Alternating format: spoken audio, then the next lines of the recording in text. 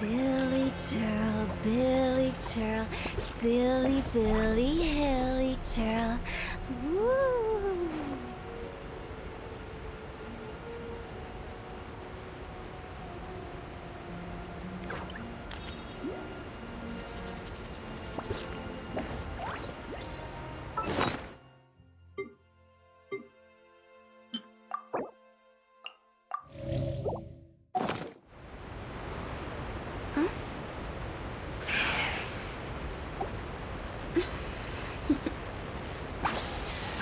Toodaloo.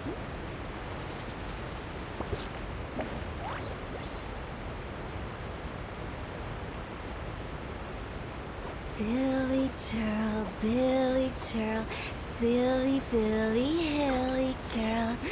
Woo!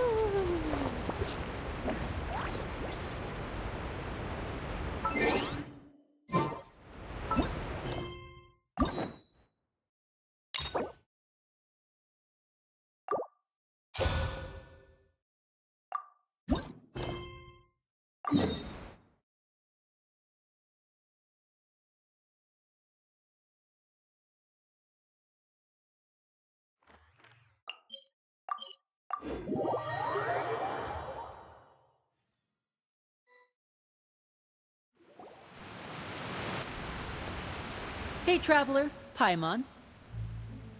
Oh, Paimon knows that voice! Over here.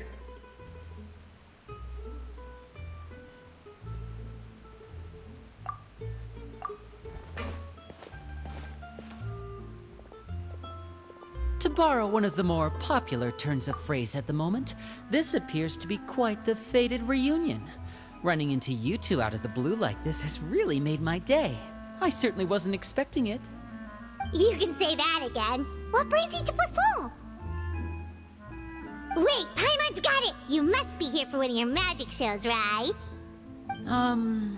Actually, we've run into a bit of trouble on the home front, so Father arranged for us to stay in Poisson for the time being. Oh, are Lynette and Fremine here too? Yep, along with most of the other members of the House of the Hearth. You may have noticed Poisson seems a bit more crowded than usual. So you're saying nearly the entire organization has moved to Poisson? Sounds like you've run into way more than just a bit of trouble. What's really going on? Well... Since the two of you are so curious, perhaps I can fill in the gaps. You scared Paimon half to death! Father, you're here. You know... on second thought, maybe we don't need to know. It's all probably super confidential House of the Hearth stuff, right? We totally weren't trying to pry or anything. No need to be nervous. I could sense your genuine concern from your conversation just now. Of course, I can also understand your confusion. Sending so many Fatui here to Poisson, it's only natural that some might suspect an ulterior motive to be involved. I understand. I'm well aware you've had your fair share of confrontations with the Fatui in the past, and I can't exactly guarantee that we'll remain on good terms in the future. As for right now, however, I would say we have little reason to be at odds, wouldn't you agree? The House of the Hearth could stand to be more open with those who have worked so closely with us in the past. As for the issue at hand, well, it hardly relates to any ulterior motive. To be frank, it all stems from a certain rumor circulating around the House of the Hearth. It's an internal matter. What sort of rumor? A rumor that a certain phantom child is hiding away in the House of the Hearth. A phantom child? Ooh, just hearing the name is giving Paimon the creeps. A spirit that should have long ceased to exist is lurking in the shadows of the House of the Hearth. So I decided to bring the children to Poisson before continuing to investigate the situation. I expect I should be able to track down the spirit fairly quickly. After that, it's just a matter of resolving the situation, if you will. It shouldn't be much trouble at all.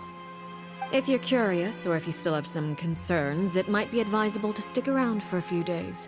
I'm sure the children would be exceedingly pleased to welcome some visitors. Lenny, I'll leave you to entertain our guests. I have some matters to attend to.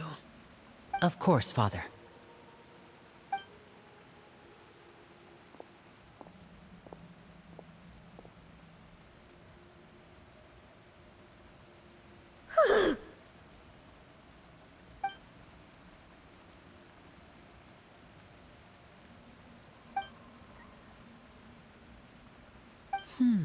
It has long been a dream of mine to invite you to our home and introduce you to my other siblings. You're quite well known in the organization already. A lot of people have been talking about you, especially after everything with the prophecy. If you're willing, why don't you stay a while and have a little chat with us?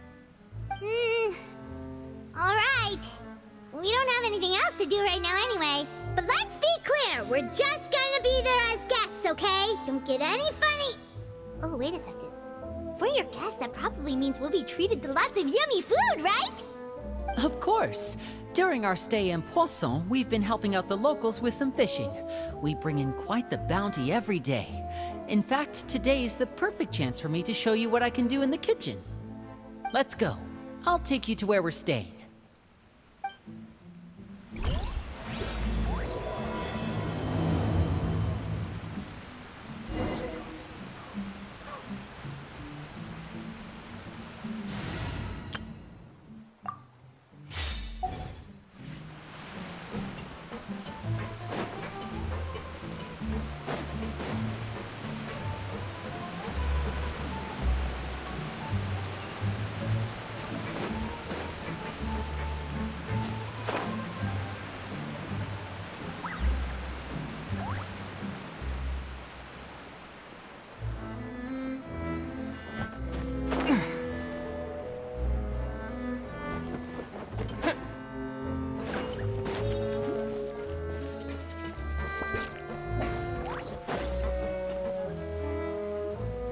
We rented this house from one of the locals to use as a temporary base. I'll come back later and tidy up a bit. After that, it should be all ready for you to stay in tonight. Awesome, thanks! So, where are we off to now?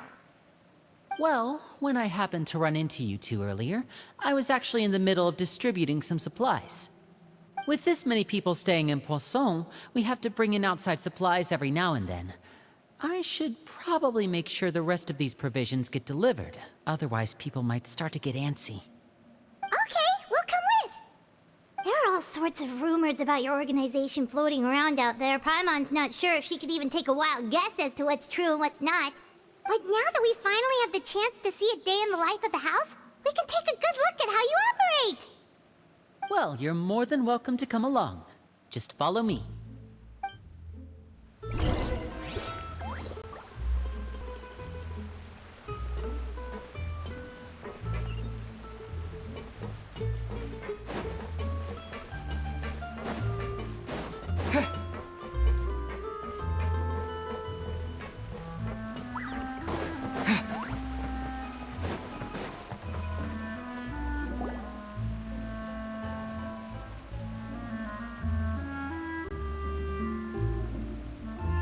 Lenny! We're finally here. The supplies. I'm assuming you've... Brought them with me? Yep, here you go. Hello? Something caught your eye? It's the Traveler and Paimon!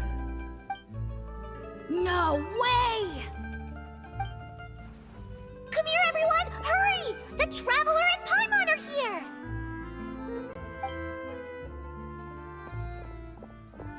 One at a time, please. Don't crowd around them all at once. We don't want to scare off our guests now, do we? Oh, it's alright! Gotta say, Paimon didn't realize we were this famous. Of course! Father and Lenny have told us so much about you. Father told us about how you helped Lenny. According to her, you're a trustworthy friend. And as far as she's concerned, that's pretty much the highest compliment we've ever heard her give. As you can imagine, everyone's been very curious about you. I heard the Traveler is so strong that he can move a mountain with his bare hands.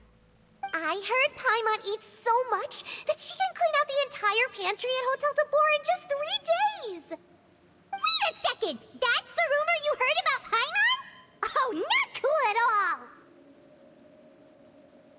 Oh, wait. When guests visit, you're supposed to give them gifts and stuff, right?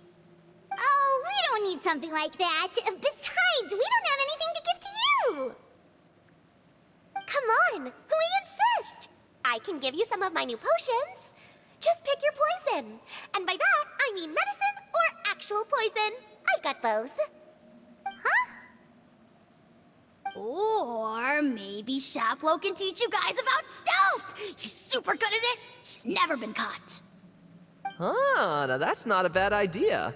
I know you usually prefer to fight head-on, but it never hurts to expand your bag of tricks, right?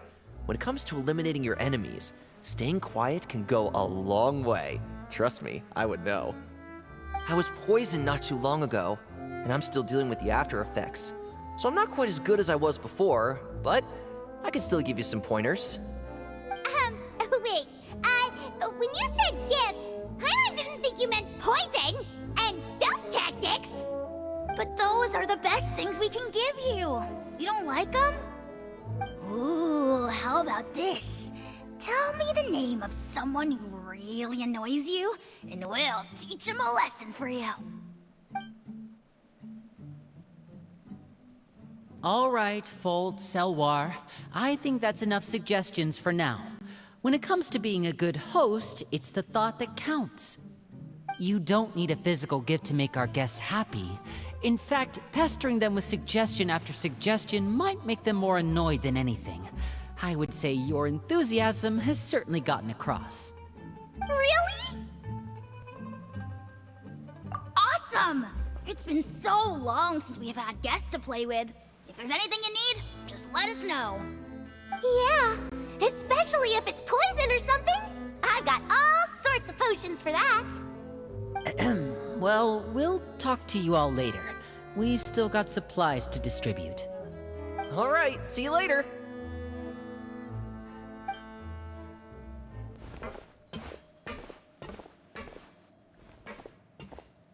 Bye!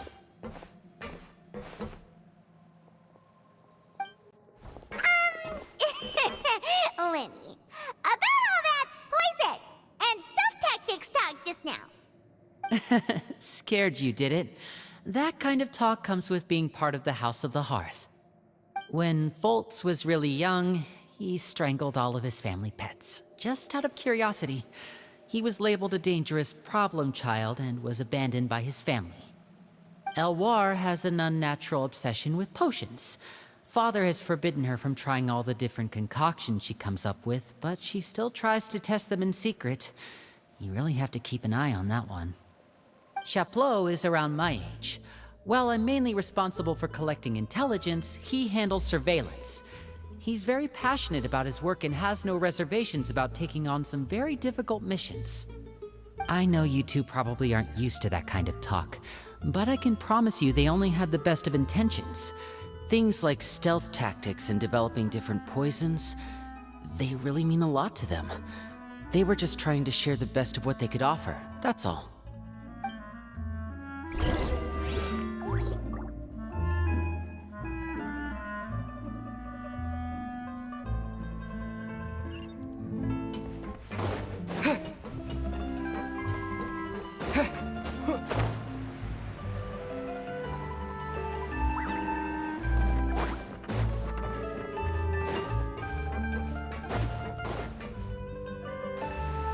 Filial, supplies are here. Thanks. And who are these two? Outsiders? Allow me to introduce you.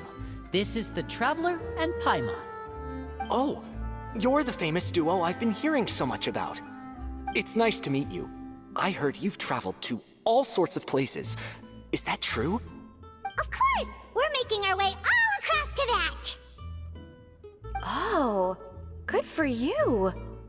You must be pretty familiar with Fontaine by now, then. Have you seen the new opera that started running recently? I think it's called... The 4,000 Thieves? Oh, this is the first we've heard of it. It seems like it's going to be fantastic. From what I've been able to tell from the posters, anyway. You should definitely check it out if you have the time. Oh, and there's the Blind Maiden, too. That one is supposed to have audience interaction. Seems pretty interesting. After this mission is over, I think I'll go get a manicure.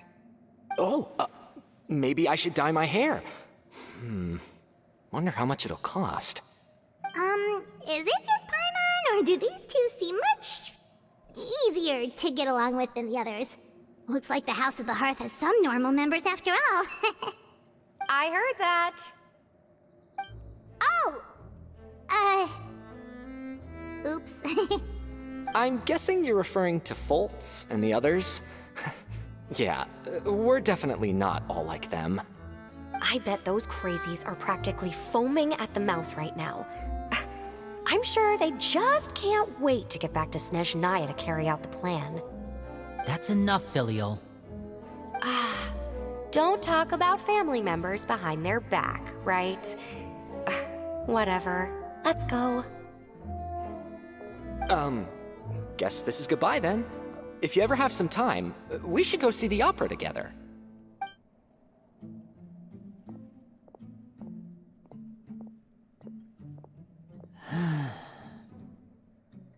Well, that's it for the supplies. We should probably head back as well.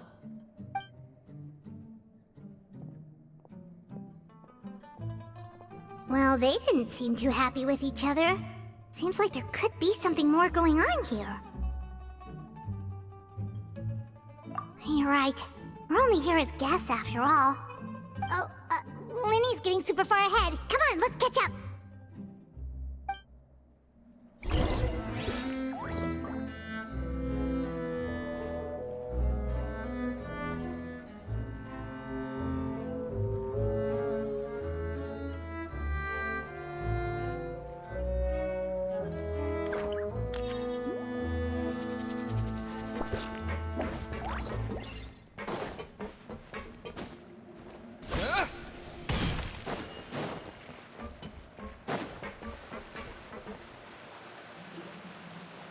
So, what do you think of the members you've met so far? Well, Father is always encouraging us to be strong-willed and independent. So if there's one thing we've got, it's people who aren't afraid to speak their mind. Well, I should probably get cooking. Wanna join? Of course! Then let's head out and... Huh? Fremine? What are you doing here? Fremine! Nice to see you again! You too. I heard you're here as guests of House of the Hearth. Welcome. We were just going to make some food. Why don't you come along? I could use some help in the kitchen, and I seem to remember you mentioning you wanted to make seafood soup for the Traveler in Paimon. Seafood soup? Oh, Paimon's drooling already. Were you looking for something just now, Fremine? Maybe I can help. It's nothing. I just wanted to see if there were any extra supplies. Yeah, we've got some left over. What do you need? Some food and water. And some clean cloth, if possible. No problem. Give me a second here. Food, water... Wait a minute. What do you need all of those for? You're not on any missions as far as I'm aware, and you were just going to come eat with us. So what's this all about? I thought I'd grab an extra portion because I get hungry at night. Could be because I'm growing, you know? And... Fremine, you remember what I told you? You're not like me. Your lying skills still need some work. Tell me what's going on. Is it really bad enough that you have to keep it from your own brother? Maybe it'll be better if we gave them some space. Huh.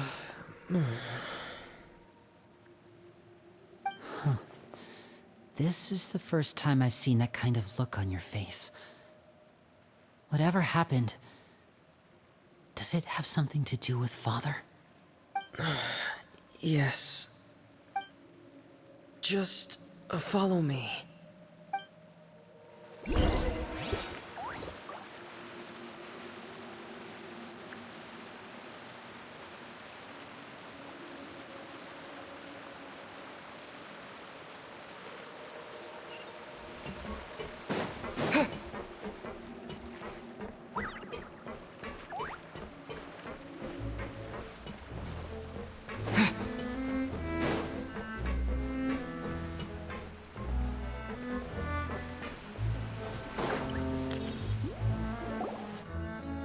You're back! Oh, and you've brought some friends with you this time. Hello, my name's Linny. I grew up in the House of the Hearth. And you are?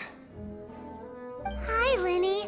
I'm also a child of the House of the Hearth, just like you. You can call me Clairvy. Clairvy? It's nice to meet you. Does that name ring any bells, Linny? No, not at all. That's not a name we have on our roster, I'm sure of it. What I'm not sure of, though, is how she managed to sneak in. She must be the phantom child Father's been searching for. From the looks of it, I'm guessing you were the one that found her, Fremine.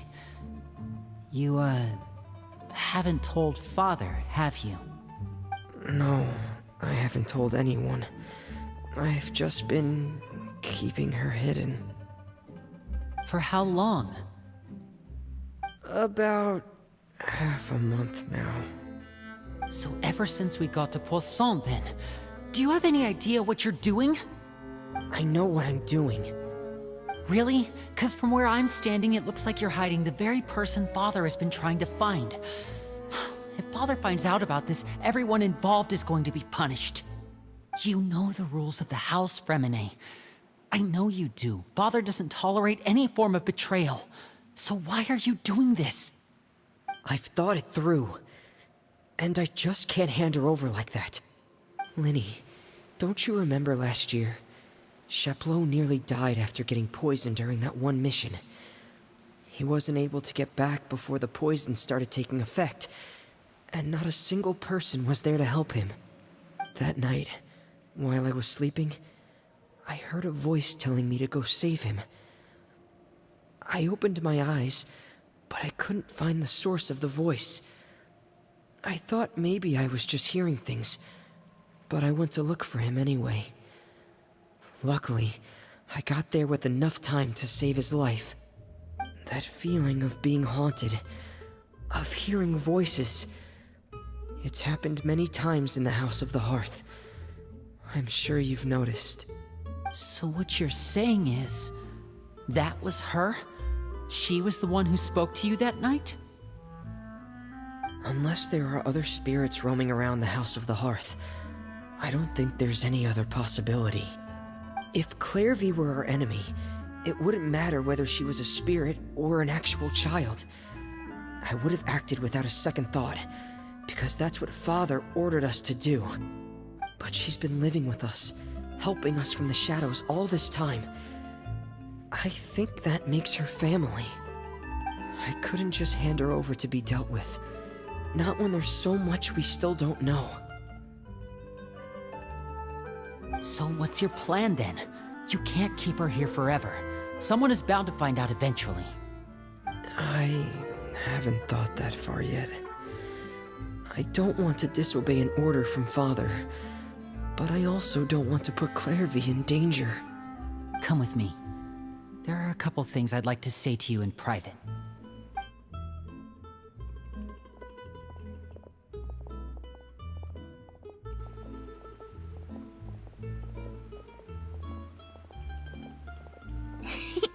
Those two sure care a lot about each other. Well, they got a funny way of showing it. From where Paimon was floating, it sure seemed like they were about to bite each other's heads off. No way! They have a really deep bond. I could tell right away, because I also have a friend like that. I just don't know how long that kind of bond can last. The darkness in the house runs deeper than you can imagine. No one can get out alive. I'm sorry, Lenny. I really didn't mean to drag anyone else into this. Oh, really? You didn't mean to? 'Cause I, for one, wish you did. Huh? What do you mean? You know, when we were younger, you didn't call me Linny. You called me brother, just like Lynette. We grew up together, the three of us. We were all orphans, all rescued by Father. Of all the siblings in the House of the Hearth, I think our bond was the closest. Later on, when you started calling me Linny, I wasn't actually surprised. After all, Lynette and I are related by blood. We've had to depend on each other to survive long before we joined the house. Lenny, The darkest and most difficult moments of my life happened before you and I had ever met. I'm sure that's true for you as well. Even so, Fremine, we've stood by each other for all these years now, and to me, that means more than blood. You and Lynette are the most important people in my life. No one can replace you. So I won't let you face anything alone. Not if I can help it. Oh, looks like things are getting kinda heated between Linny and Fremine. Maybe we should go check on them. Oh, it's raining. I should put my clothes away.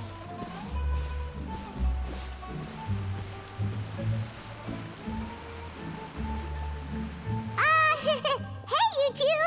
Hope we aren't interrupting anything. Like a fight. Oh, wait a minute, Fremine. You're not crying, are you? Is everything alright? everything's fine. Thanks for asking. Well, we're all friends here, right? We've been through so much together, so if there's anything we can do to help, just say the word. It's just a small family dispute. It's not something our guests should trouble themselves with. In fact, it might be better if your stay ended here. What are you getting at, Traveler? When guests are around, families are often on their best behavior. And any disputes are less likely to escalate. That's what you're trying to say, isn't it? I just... Thank you. I was really hoping to keep you out of it. But even if I could think of some other reason to turn you away, I'm not sure I could convince you. I know things could turn dangerous, so I promise you this. From now on, I'll protect you like my life depends on it. Me too. Well, back to the matter at hand then. If we don't plan on handing Clairvy over to Father, then our only other option is to solve the mystery of her identity before Father is able to track her down. That means finding out where she came from and what she's doing here. Then we can send her on her merry way and pretend like none of this ever happened. I've tried that already. And? And... nothing. I tried taking her somewhere really far away, but... after some time, she just reappeared. She even came with us all the way to Poisson. It seems like wherever the house is, she follows. I don't know much about spirits. Do you two have any ideas? Let's see here. Paimon remembers hearing something like, if you fulfill a spirit's last wish before they die, they'll let go of whatever's keeping them here and return to the ley lines. Oh, it's just that Paimon doesn't really remember where she heard that, so it's not guaranteed to work or anything. Well, sounds like it's worth a shot. Guess that means we should go ask her about her wish. But first, Fremine, I need you to promise me something. What is it? I need you to promise me that this will stay between the two of us. We're the masterminds behind this whole thing. No one else gets involved. Can you do that for me? Of course. I promise. All right. Then let's seal the promise just like when we were kids. Fist bump on 3. Ready? 1, 2, 3. I swear.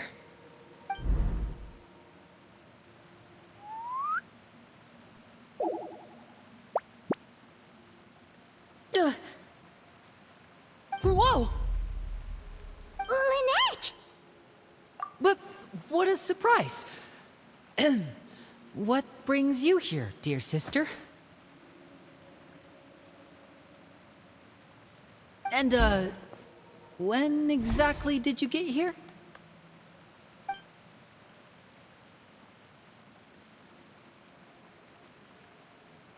You're an idiot, brother. And you too, Fremine. You 3, Traveler. And you 4, Paimon. Wait, what did we do? I've seen Clairvy around the House of the Hearth before. I hadn't seen her in Poisson, so I figured she must not have come with us. But it turns out, you were just hiding her. I heard you talking about your plan. Rather than steering clear of the situation, I'd rather fully join in.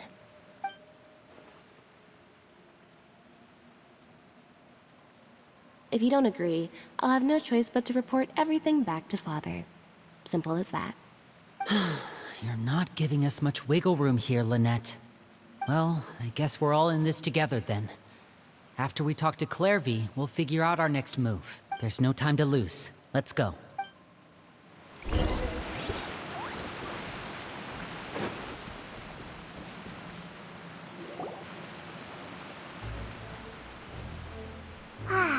I'm full. Thank you for bringing me this food, you guys. She said she's full, but the food doesn't look like it's even been touched. That's right.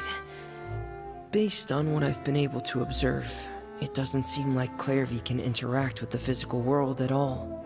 Still, when she's presented with food, she'll always linger around it for a good little while. Maybe, in her mind, she really is eating those things. Does she know that she has already passed away? I've tried to ask her, but she didn't answer. My guess is that she's just as confused as we are. Or maybe she couldn't understand the question at all. Clairvy, if you've got some time, I'd like to ask you a few questions. Sure. Oh, another new friend. Hi, I'm Clairvy. Hello. Clairvy, how did you join the House of the Hearth? Huh? Isn't it the same for everybody? The knave brings you here and then you can't leave. It's just that your name, it's not on the roster. And I've never seen you before. The roster? Oh, I get it now.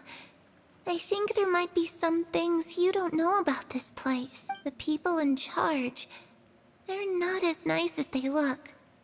They say they keep a roster, but it's not complete. There are a lot of people who aren't on it, and never will be. In this house, some people are family, and other people are just test subjects. Those kinds of people aren't ever going to get a place on the roster, unless it's the roster of people who've been executed. Wait, does that mean the knave... she... Is there anyone that can vouch for you? Perry. She's my best friend. She's the only one I trust in this place. Have either of you heard of that name before? No. Me neither. Clairvy, Perry. Neither of those names are on the roster, but it seems like she's telling the truth. Either that, or this kid's already got a bag of tricks bigger than mine. Maybe we should try a different approach. Clairvy, do you have a wish? A wish? It can be anything you want. Just imagine, it's your birthday, you're blowing out the candles, and your wish is...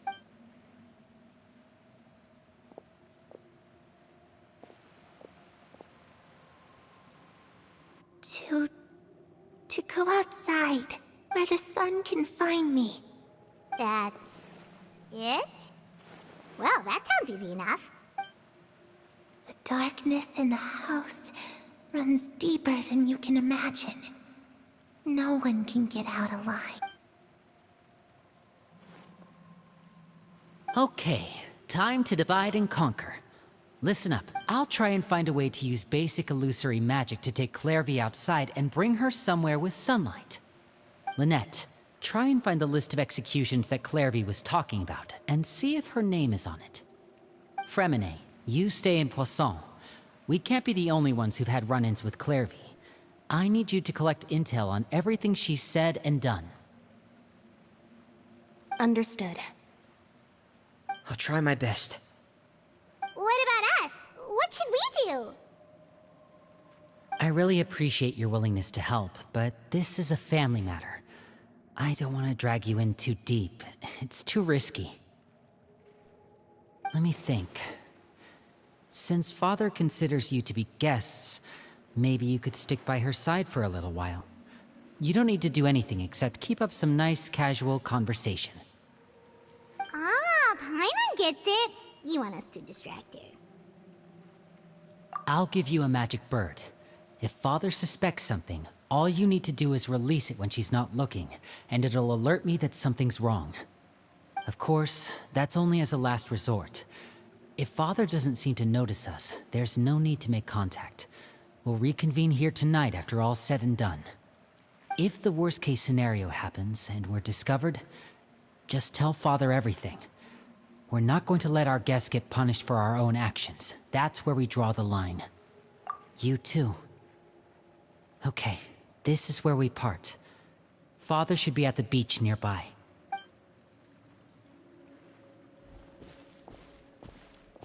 I really hope this goes well. No, it has to go well. That's the only way this can get resolved.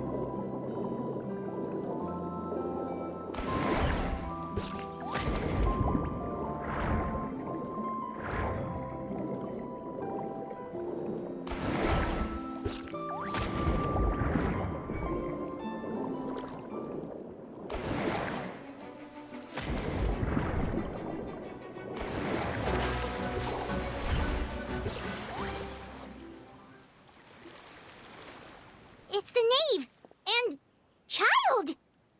Hey, aren't you supposed to be in Snezhnaya recuperating? What are you still doing in Fontaine? Oh, it's you two. I didn't expect to run into you here.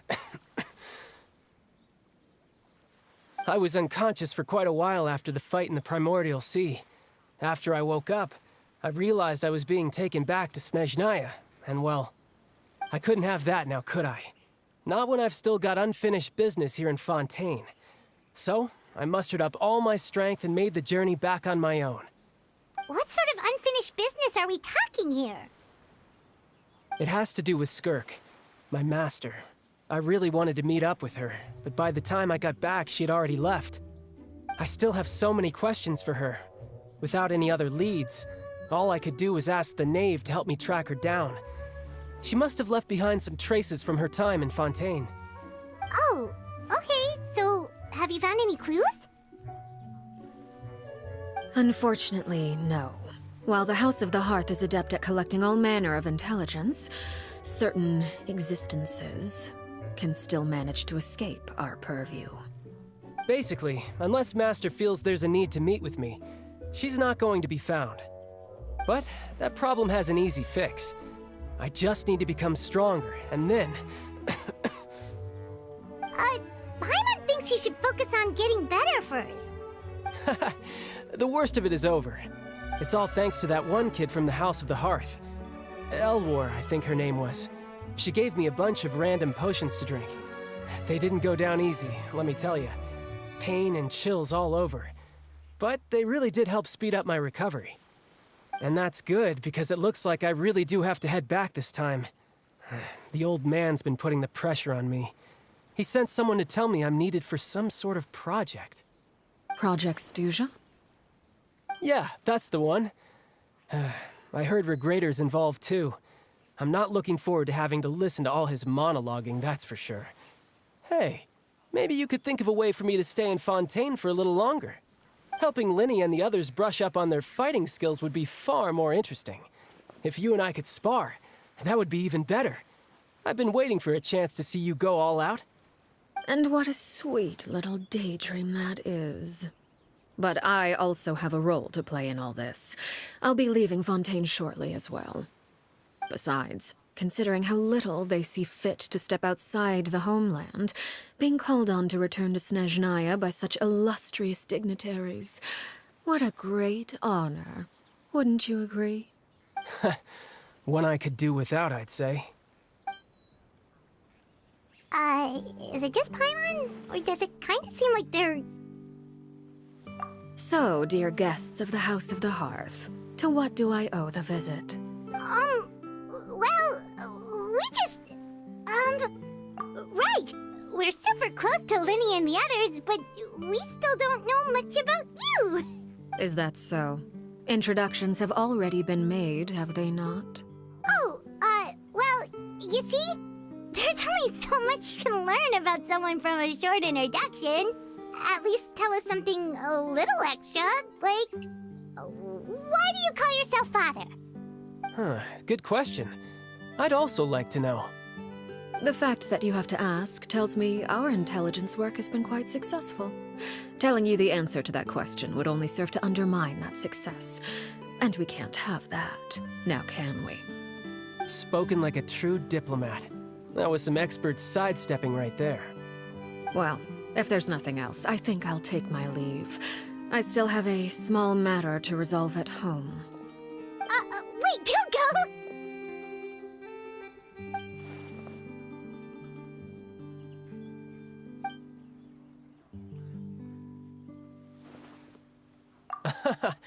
I'd also like to hear the answer to this.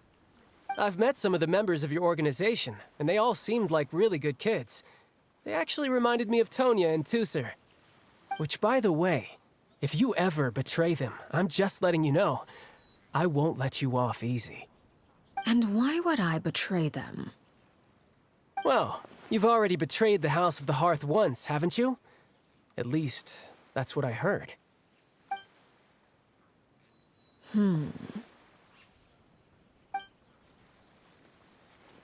Okay, I admit. That's just what the old man told me. The rooster, I mean.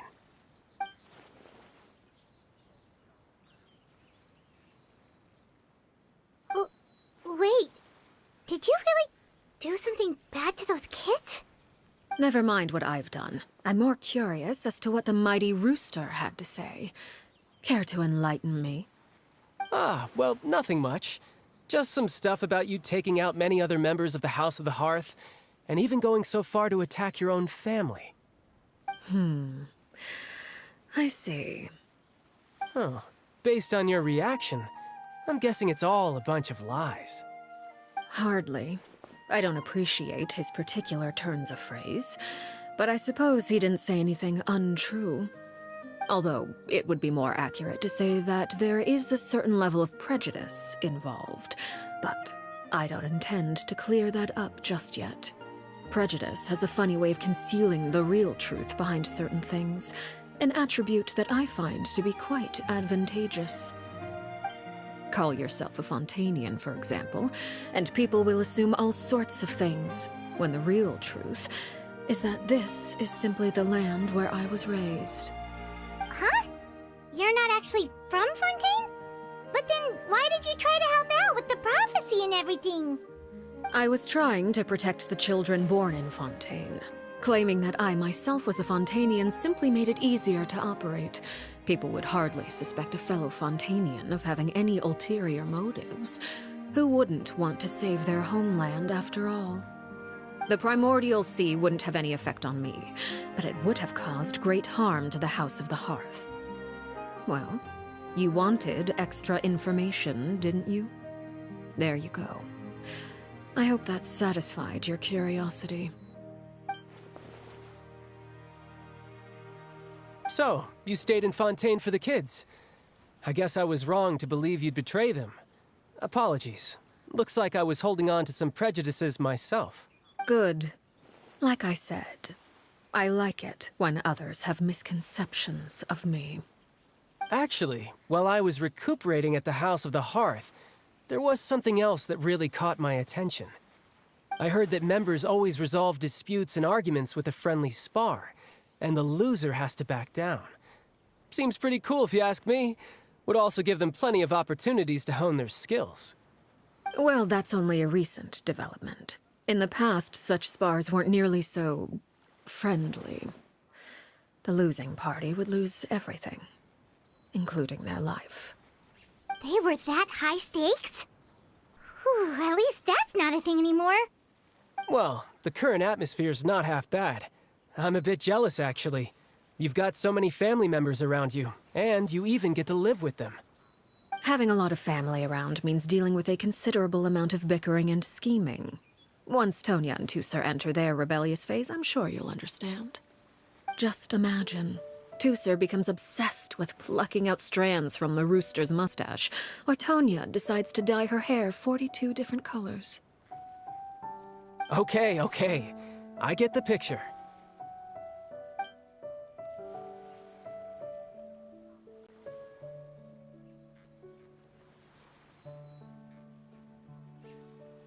Well, would you look at the time?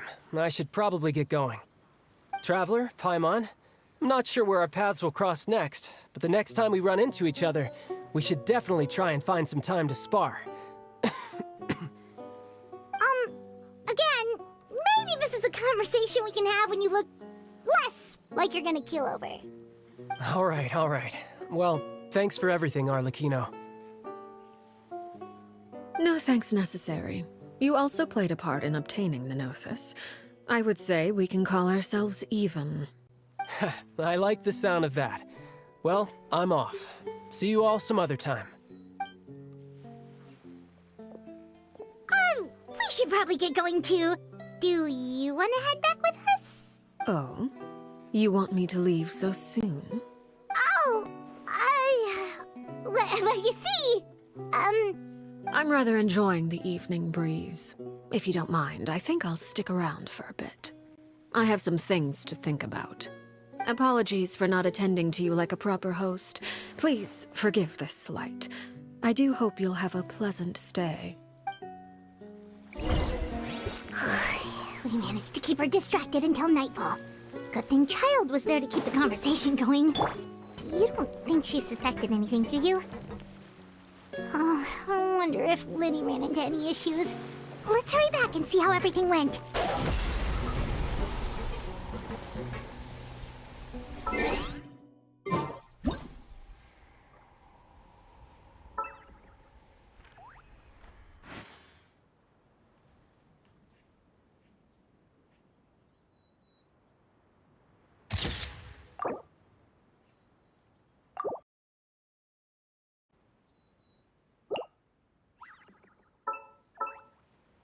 Wanna come over for tea?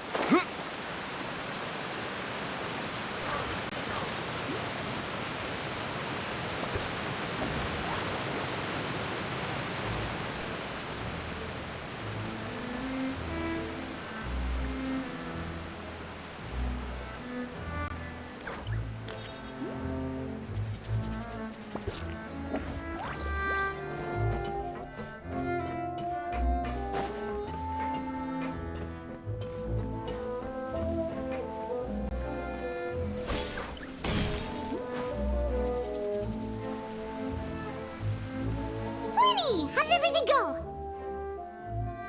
Well, long story short, we ran into a small issue.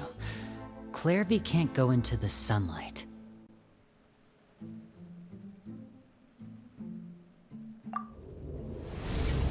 Everything was fine at first. She followed me up to the surface just like I told her.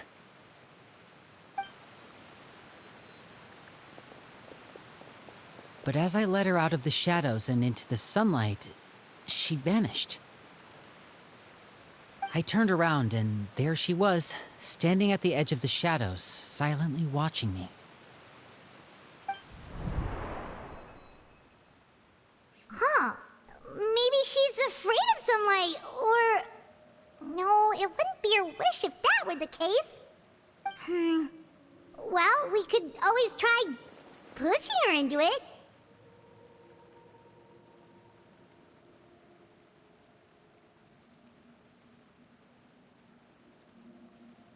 Oh, true. I've pretty much tried it all already. Nothing worked. Eventually, the sun went down, so all I could do was bring her back here. How did it go with you, Lynette? Good. I've got the list. It's right here. Really? Well, what are we waiting for? Let's take a look!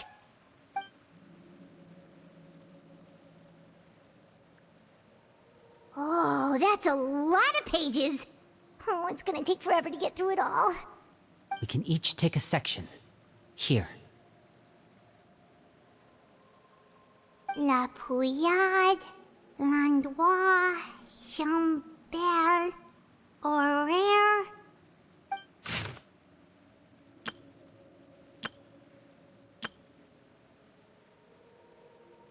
Oh, yikes. That Horaire guy has a huge scar on his face. He's kinda giving Paimon the creeps. Ah, I've met him before. The scar is from an injury he received during a mission. I still remember him joking with me about it. He said any future lover would take one look at him and then lose all interest. Did he say anything else? Well, I asked if there was someone he was interested in. He said no, and that's where our conversation ended. It was only later that I learned he really did have someone he liked. He risked everything to escape so he could be with her, but it didn't work. One day, Father asked to see him, and, well, I never saw him again after that. Wait, so that means the knave, she... It may seem cruel, but it's just one of the rules of the house. Betrayal is not to be taken lightly. We know too many secrets to come and go as we please. So, if you do try to leave, you pay with your life.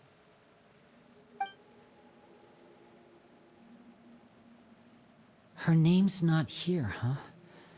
Well, that's not too surprising. It doesn't seem like this list is complete. It only contains records dating back around 5 years. Let's shift our attention then. Fremine, were you able to find anything out? Fremine.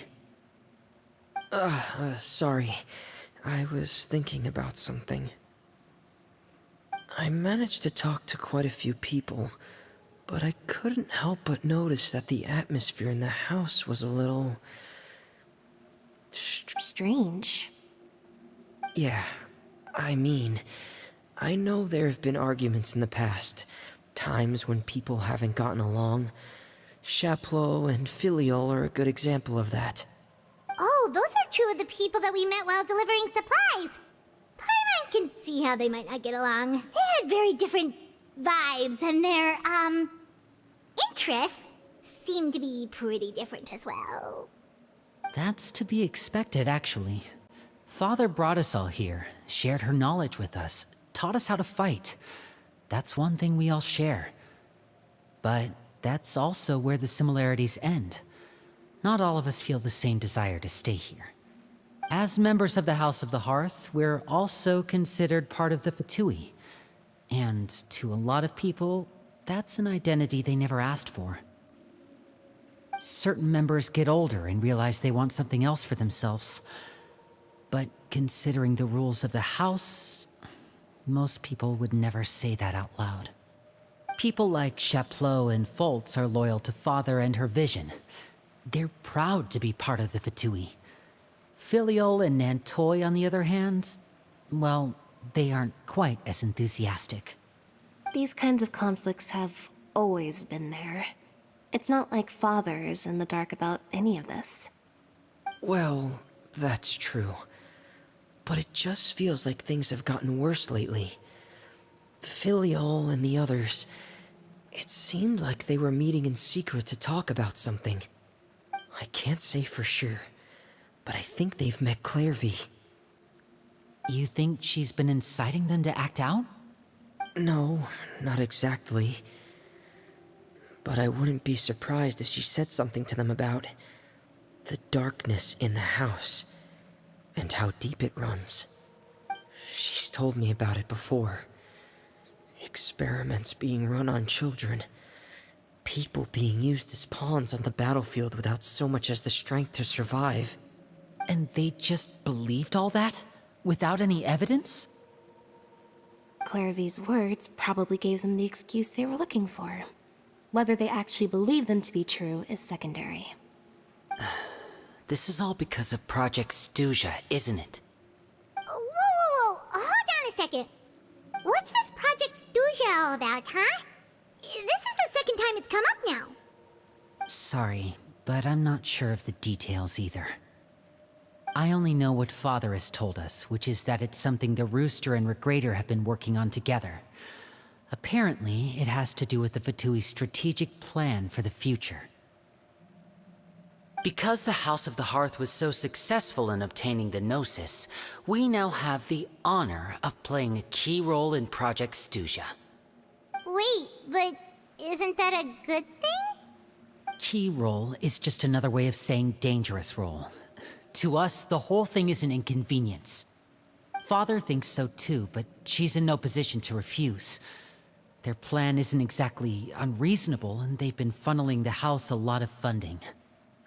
It's just that we'll lose a lot of members in the process. Participating in the plan, it's an honor in name only. What they're really trying to do is subdue us. The existence of an intelligence organization outside their control makes them feel uneasy.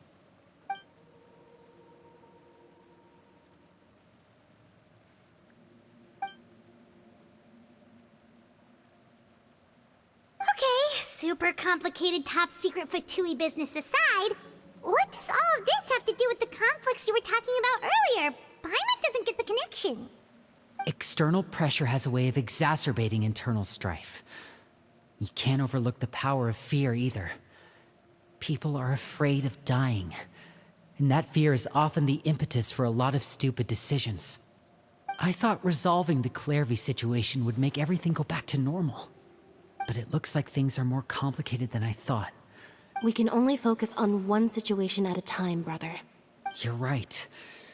Even if we confront Filial and the others, it won't do any good. It might even make matters worse. We should focus on Clairvy for now. Well, it's getting late. We should head back and get some rest. We'll try again first thing tomorrow. Lynette, you stick with me this time. Fremine, keep a close eye on Filial and the others. Make sure they don't do anything they'll regret. Good work today, everyone. Have a good night, and I'll see you tomorrow.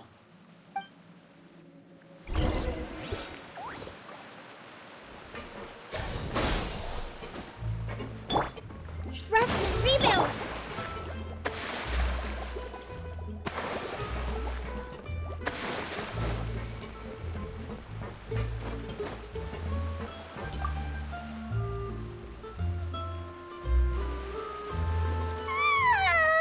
Oh, I'm always looking forward to an early night, but she can't sleep at all.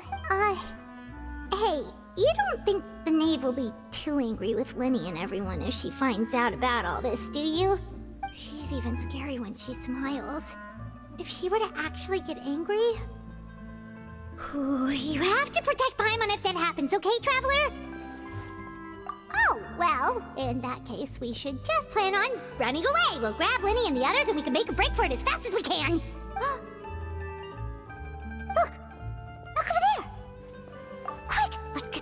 before anyone sees.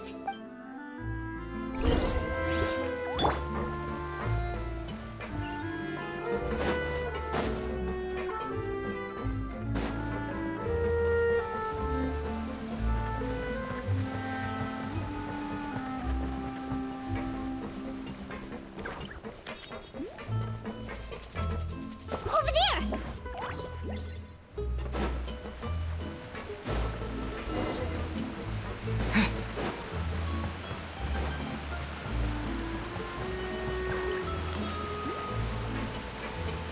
Oh, where is she going?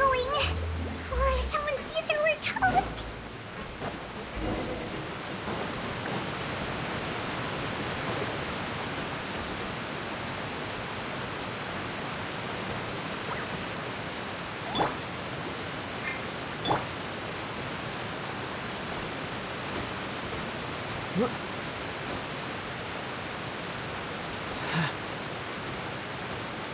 Oh, look! She stopped!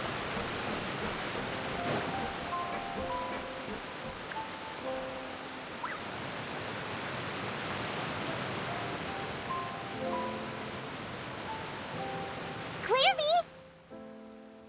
Shh! I opened the window while no one was looking. Look how pretty the outside is. If only I could have more than this. You probably think I'm being silly, huh? All this hopeless resisting. It's better to dream of what I could have than try to make it a reality, right? Please, help us get on the same page here, Clary. We need you to tell us what you know. Can you do that? Sure. Although, after you hear all this, I think you might regret that decision. Everyone in this family is nothing more than a tool. Something to be used and exploited. We're all expendable, including me. As long as you're useful, you get to stick around. Lose your value, and you're handed over to the doctor, experimented on, and given a fate worse than death. I've seen it happen again and again, and I've had enough. You're saying the knave did all that? It's just, that doesn't seem like something she would do. She's scary and all, but it seems like even she has lines she wouldn't cross. I knew you wouldn't believe me. Everyone thinks she's a good person. They all think of her like a real mother. Mother? But she doesn't deserve that title. She's disgraced it and tarnished it. And if I had things my way, I'd never see her again. If only Perry were here, she'd understand. Perry? There's that name again. Also, Paimon's getting a strange feeling. It almost feels like she's not really here with us. Paimon can't tell if she's actually talking to us or if she's mistaken us for someone else. Well, in any case, it seems like she really needs someone to talk to. We should keep her company for a little longer. She looks so young. But it seems like she's been through a lot. It's getting windy. I should close the window. Ooh, look at the moon. Isn't it pretty? Hey, wanna hear a secret? I heard that if you look up at the night sky in Snezhnaya, you can see the aurora. It's supposed to be super pretty. Even prettier than the moon tonight. Perry and I promised each other that once we're older, we're gonna go see it together. But I can't find her. I'm worried she's also been... No, that wouldn't happen to her. She's special. Mother likes her a lot. I should really go talk to Mother, but we just fought. She doesn't want to see me, and I'm too scared to face her. What should I do?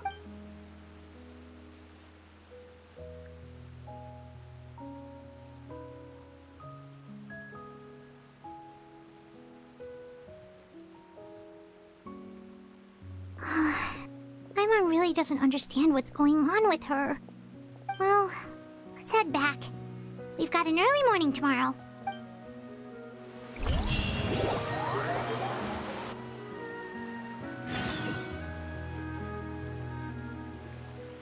All right, looks like we're all here. Let's go ahead with the plan. Oh? What is it? What makes you ask that? Well, we kinda ran into Clairvy last night, and that's what she told us. We met the doctor back in Sumeru. He's super dangerous, and he's done all sorts of bad things. It's possible that Father and the Doctor have had certain dealings, but I don't think Father would work with him. We're not really on the same side, so there's not a lot of trust between them. That doesn't exactly set the stage for a successful partnership. I did hear, though, that when Father first became a Harbinger, the Doctor offered to work with the House of the Hearth. Father rejected most of his proposals, except for one. It had to do with some sort of secret experiment. Secret experiment? Could that be what Clairvy was talking about? I don't think so. I don't know any details about the experiment itself, but I do know it's an entirely independent operation. The Doctor only proposed a direction for the research. That was the extent of his involvement. I still don't think that counts as working together. The details of the experiment are confidential, but complete records are kept on all participants. That doesn't seem to be the case with the situation Clairvy referred to. I know you don't agree with some of the Fatui's methods, and I'm not asking you to. But I am asking you to trust us on this. The House of the Hearth has its own principles. There are certain lines we're not willing to cross. Alright, that's good to hear at least. Clairvy seems to think the Knave and the Doctor worked together to do something horrible. If that turned out to be true, Paimon doesn't know how he would even face you guys. It's just that it doesn't seem like Clairvy is lying either. The easiest thing to do would be just ask the Knave directly, but Paimon doesn't think she'd tell us. Father didn't come back last night. She's probably still near the shore. We'll be counting on you to distract her. Lynette, you're with me. Fremine, you know what to do. Be on your guard, everyone. All right, let's get to it.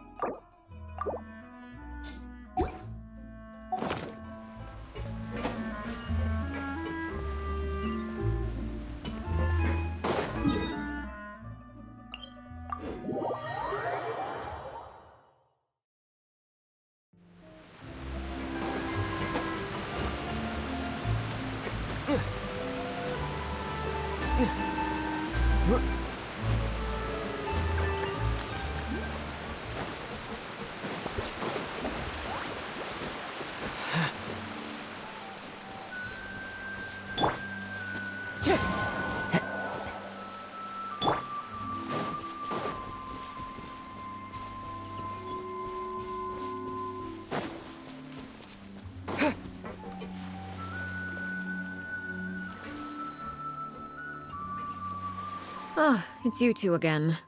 I must say, you look a bit pale. Did you have trouble sleeping last night? A little. Perhaps if you had less on your mind, you'd be able to absolve yourself of such troubles. So what are you planning to do now? Catch up on some sleep? Or should I give you some time to rack your brain for a topic to discuss before I ask any questions? Although I must profess to being curious. Without Child here, how do you plan on distracting me? Us? Distract you? A good one. But no, we were just here for a chat. Looks like you could have used some extra time to think. No matter. If you don't have any other plans, why don't you accompany me somewhere? Don't worry. I'll be sure to steer clear of any scheming children. The ocean breeze is sure nice today. Children always think they can hide things from the grown-ups. But nothing gets past me. Least of all a little scheming. I think I'll let them have at it for a little longer. I can be very patient. Well, I'll leave you to think things over. If you're so inclined, meet me outside the Palais Mermonia.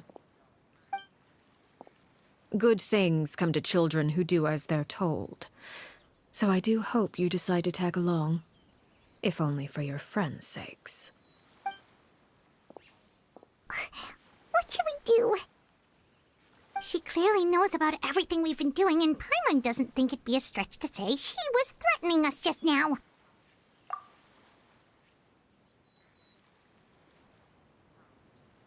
Oh, good idea. Hopefully he sees it in time. Well, we should probably head to the Palais Mermonia. Paimon doesn't want to find out what happens if we don't show up. Based on what the knave was saying just now, it sure didn't seem like it'd be anything good. Okay, then we probably shouldn't keep her waiting. It seems like Linny and the others are on thin ice, so let's do our best to not get them in any more trouble.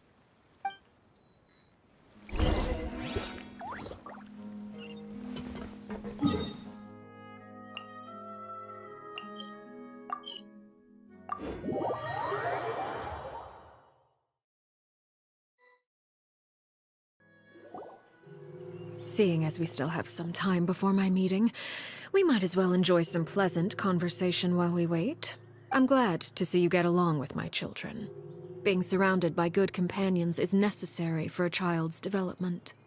You're not planning on doing anything to them, are you? I assume you're referring to Lenny, Lynette, and Fremine. Although, there's that situation with Filial and Nentoy as well. It appears quite a few people have been acting out lately. No matter. I'm not one to discriminate. All those who betray the house meet the same fate. There are no exceptions. Does that mean you're going to kill them? Oh, are you here to beg for their lives? I'm sorry to disappoint, but the rules of the house change for no one. In my organization, everyone is responsible for their own actions. But don't you care about them at all? They really respect you. They even call you father. You must feel something for them. Any organization in which feelings come before principles is one destined for ruin. The House of the Hearth is hardly an exception. You could say our principles are more stringent than most. Perhaps I can offer you this consolation at least.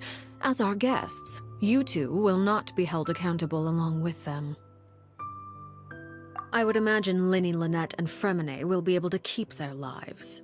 As for Filial, Nentoy, and the others, I'm afraid there's little I can do. They can try to escape, but once you know our secrets, there's no getting out alive. But that's awful. Ah, you seem concerned. Out of consideration for my guests, I suppose I could turn a blind eye for a little longer. If Linny and the others manage to dispose of Clairvy in the meantime, all evidence of their wrongdoing will be lost. In that case, I could hardly punish them for something I couldn't prove. If their efforts are unsuccessful, on the other hand, all will be held accountable. And the punishment will be severe. Of course. Oh, and here, I believe this belongs to you.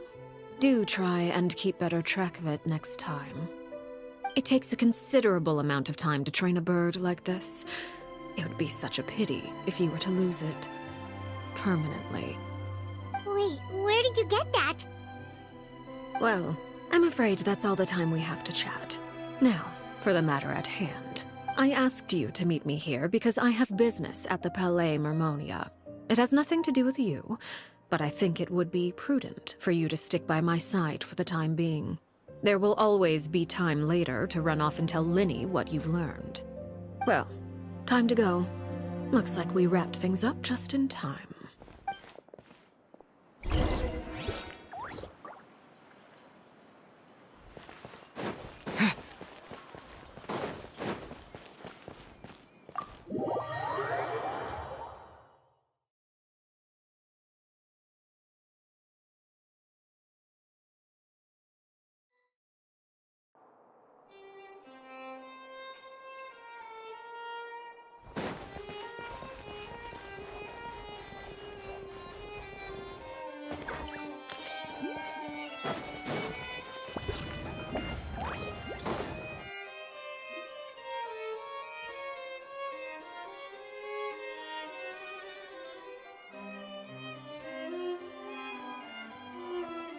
It's been a while, Monsieur Neuvillette. I must say, I wasn't expecting my meeting request to be approved quite so quickly. The Palais Mermonia operates with an efficiency worthy of admiration. It is only right that an esteemed diplomat such as yourself should be afforded the proper level of respect. Although, if I may speak plainly, I must confess that I did not anticipate we would have the occasion to meet again after presenting you with the Gnosis. I see you've brought the Traveler and Paimon with you as well. If I may inquire as to the purpose of your visit. I'll be departing Fontaine shortly. There is, however, an outstanding matter that I would like to see resolved before I go. It requires a rather lengthy explanation, I'm afraid. So I took the liberty of explaining everything in this proposal. Please review it at your leisure, Monsieur Neuvillette.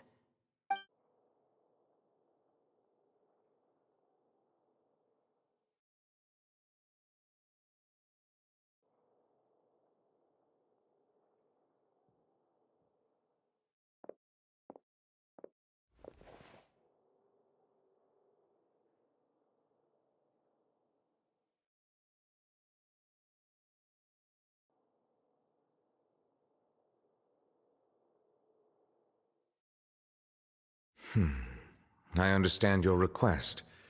However, at the risk of causing offense, I must admit that I fail to see why you would wish for such a thing.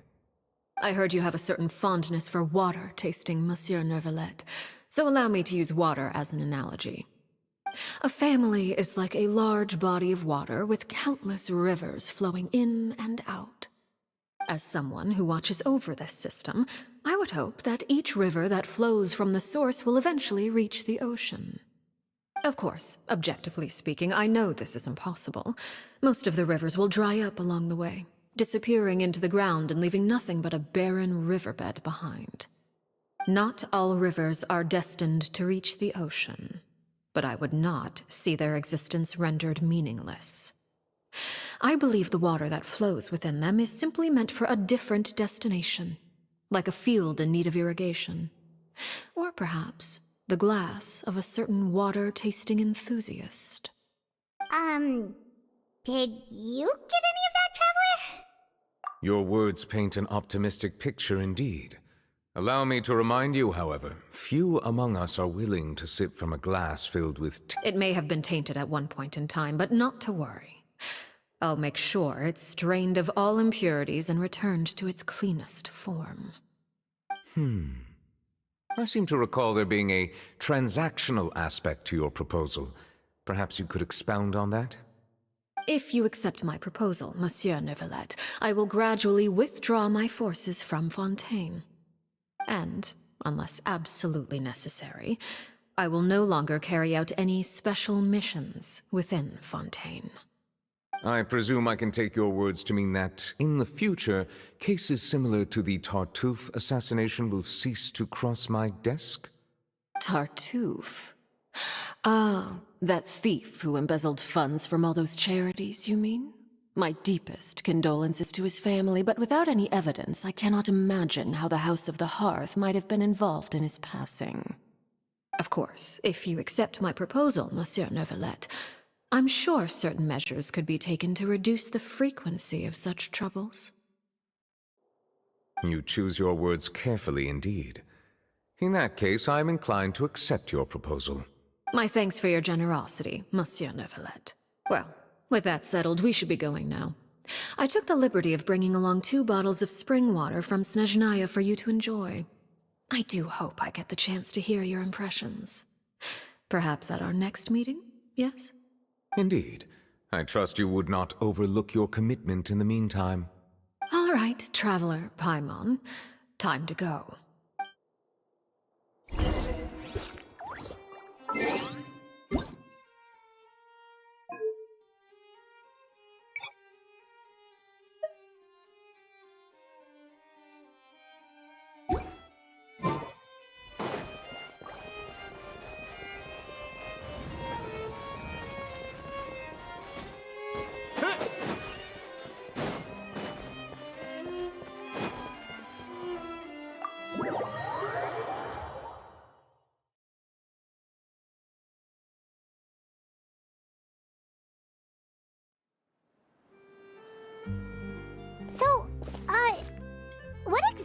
you talking about back there? Paimon only heard you mention some rivers, a large body of water, and then some kind of irrigation scheme. You really want to know? I would imagine there might be more pressing concerns at the moment. Lenny, Paimon really hopes everything's going okay.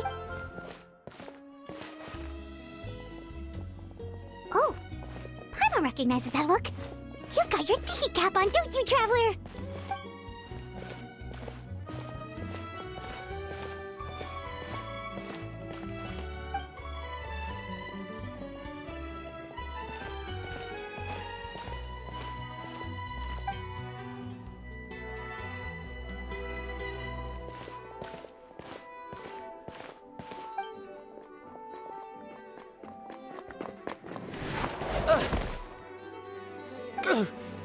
Oh, shoot. Are you alright? Oh, jeez. I'm so sorry. I was so focused on selling these papers, I wasn't looking where I was going. Well, let me make it up to you at least. Here, take this paper. On the house. Oh, you don't have to give us anything. Please, I want to. It's not like I'm short on supply. All the extras will be useless come tomorrow anyway. It's my fault, really. I was just trying to bring home some extra mora for the family, but I bit off more than I can chew. I haven't had many takers today, so I'm still swimming in papers. What's going on here? Nothing much. I just ran into your friend here on accident. I should probably get going, actually, so... Hold on. Of course, I'm happy to compensate you with mora, it's just... I don't have any on me at the moment. I'll take 3 papers. Here. Your payment. Oh! Thank you for your patronage. May the Archons bless you with good fortune. If only I had the chance to run into such generous customers every day.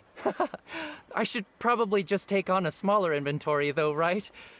I'm getting married soon, so sometimes it's hard to not get ahead of myself. Anyway, I should head out. Goodbye! Well, now that my affairs are settled, we should take the boat back to Poisson. We've even acquired some light reading to enjoy along the way. Actually, why don't we stick around for a little longer? Paimon just realized how hungry she is. She can't head back to Poisson on an empty stomach. It appears you two are under the impression that delaying our return will somehow alter the situation in your favor. I'm sorry to ruin your fantasy, but your efforts are meaningless. That being said, I could be persuaded to give Linny some extra time. I just have one condition.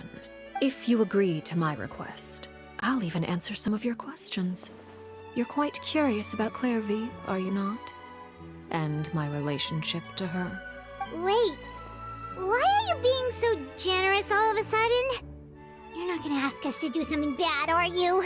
You overestimate yourself. You don't have the talent for bad things. Then what can you possibly...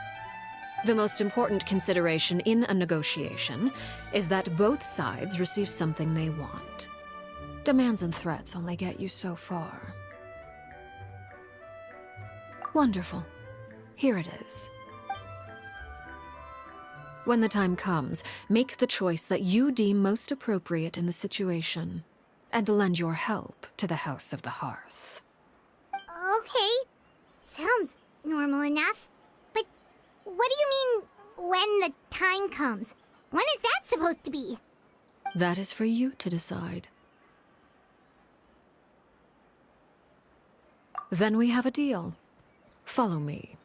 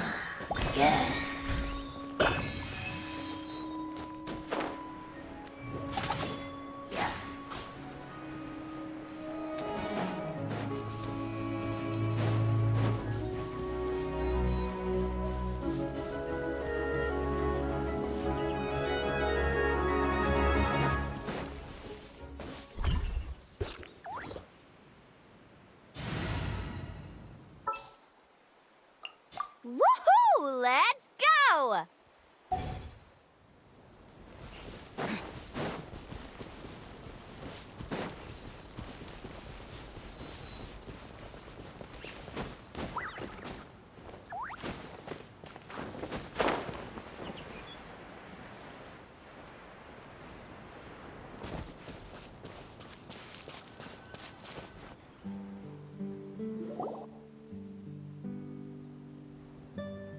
What is this place?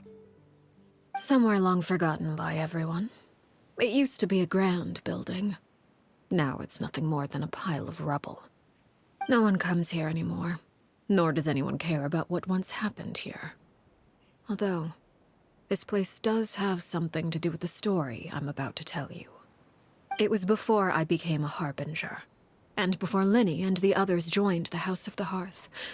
Due to certain events, I first killed Clairvy and then her mother. And this is where it all happened. You were the one that killed Clairvy? Patience now. Allow me to explain Clairvy's side of the story first. I'll start from the beginning. Clairvy was 6 years old when she was brought by her mother, Crucibina, to live in the House of the Hearth. From the outside, it seemed like a fairy tale. A thriving family made up of kind adults and friendly children. Crucibina was the knave at that time, and the House of the Hearth was under her control. She was Clairvy's mother by blood, but she was also the mother to all the children in the house. Clairvy was happy here, for a time. But she quickly realized that being part of this family wasn't a fairy tale at all. It was a kind of purgatory. Purgatory? Exactly. The House of the Hearth takes in war orphans from all over Tevat. But as for how to raise them, that depends entirely on the person in charge. Crucibina came up with a novel idea. She would teach the children to fight, force them to duel each other, and then crown as the king of the house the child who proved themselves most worthy of inheriting her title. It's difficult to estimate the number of children who died or were maimed in the process. There's little I can say about the ones who died. The ones that emerged with permanent injuries, on the other hand, well, they still served a purpose. They would be handed over to the doctor to be experimented on, or sent away on dangerous missions. Nothing more than tools to be used and then discarded. So those were the experiments Clairvy was talking about. But what actually happened to her? You said that Clairvy was Crucibina's daughter, so if Clairvy tried to convince her to stop what she was doing, Crucibina probably would have listened, right? Despite being Clairvy's mother, Crucibina cared little for her daughter. She forced Clairvy to join the House of the Hearth only as a means to demonstrate her own impartiality as a mother, to prove that she treated all her children equally. Clairvy did try to convince her mother to change her ways, but it was to no avail. After her efforts failed, the only other option was to rise up and try to fight back. Unfortunately, the other children had already been thoroughly indoctrinated into the illusion of happiness Crucibina had created. Of course, there was one exception. Someone Clairvy's age who knew the truth about the House of the Hearth. Her name was Peruere. Wait, the friend that Clairvy mentioned? Friend, huh? I suppose we can call her that for now. Clairvy was a cheerful and passionate person with a tenacious spirit. Peruere, on the other hand, was rather cold-blooded. Her cold-blooded nature allowed her to see through Crucibina's facade. Yet, it was also this cold-bloodedness that prevented her from acting against it. At least at first. While Clairvy longed for freedom, Peruere was convinced that, amid all the fighting and violence, she would make it until the end. Despite their differences, the two became fast friends, united by their knowledge of the truth. Clairvy told Peruere that she hoped to create a real family, where no one would be killed or sacrificed. There may have been a certain naivete to her ideas, but Clairvy proved her determination many times over. She tried countless times to run away, ask for help, or expose the truth. But her efforts only earned her beating after beating. The only thing that kept her going was her strength of will. Even with her body racked with pain, she would still stand on her tiptoes and open the window at night. She and Peruere would look out at the moon together, a fierce longing for freedom shining in her eyes. But one day that light simply vanished. Oh no. What happened? Her hopelessness resulted from a culmination of things. 10 years had passed. 10 years worth of failure after failure. She and Peruere weren't children anymore, but finding any chance to escape still seemed as hopeless as ever. It was during this time that Peruere suggested a new plan. If escaping was out of the question, why not take down the very person sitting on top of this throne of lies? Mother herself. Clairvy rejected that proposal. She claimed that, as a famous harbinger, Crucibina possessed an unimaginable amount of power. Trying to kill her would have an incredibly low chance of success. Clairvy never gave another reason, but Peruere could see it written all over her face. Clairvy still thought of Crucibina as her mother. Killing her own flesh and blood was a line she couldn't bring herself to cross. If she couldn't escape and fight back, then only one option remained. Precisely. Death was the only way that she felt she could be free. It happened during a duel. When she arrived at the dueling ring that day, her partner turned out to be none other than Peruere. The very person that had stood by her side all those years. It was a fierce battle. But ultimately, Clairvy decided to let Peruere end her life.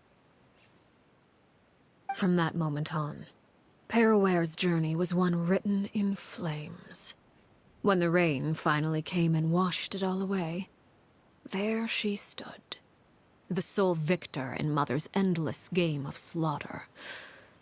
A trail of corpses strewn across her path to success. It was the very result she had predicted 10 years prior. Even then, she believed she would make it until the end.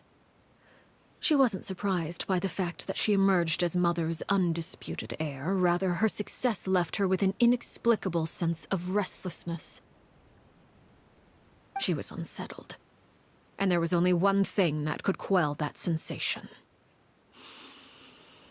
Perhaps you two would like to take a guess as to what it was? Crucibina, you mean?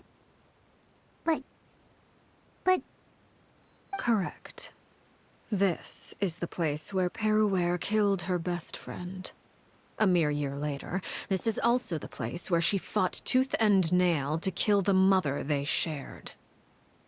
The moment she acted, any conception of what was right or wrong ceased to matter. It's one of the principles of the house. Only those who survive get to write the rules. Peruere won the battle, and became a harbinger herself. After which Her Majesty, the Tsaritsa, bestowed upon her a new name. Arlecchino. So the Perry Clairvy was talking about... It was you all along. You're Peruere. Arlecchino is just a name you got later.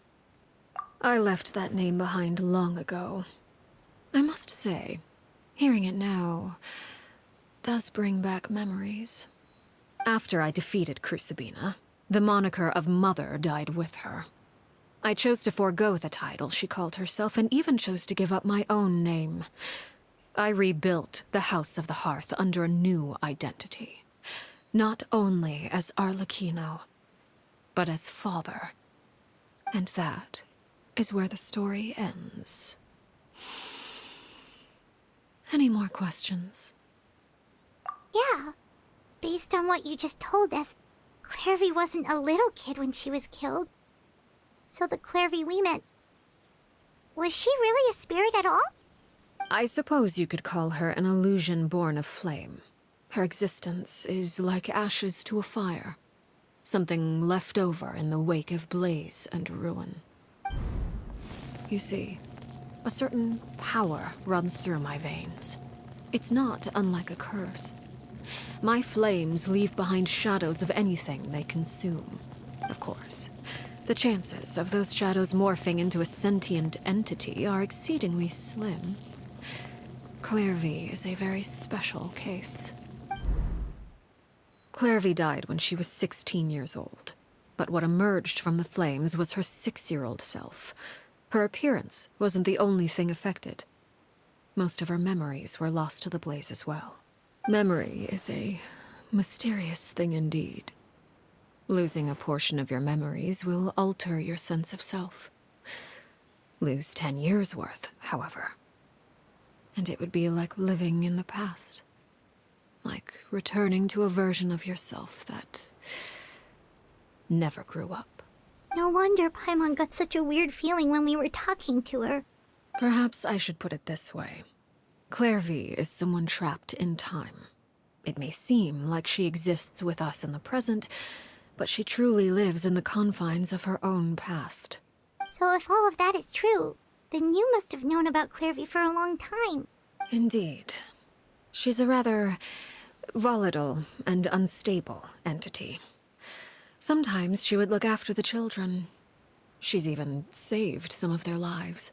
But other times, she would hide from me and become obsessed with revealing the truth about the house to anyone who will listen. Shadows don't have the capacity to learn or grow.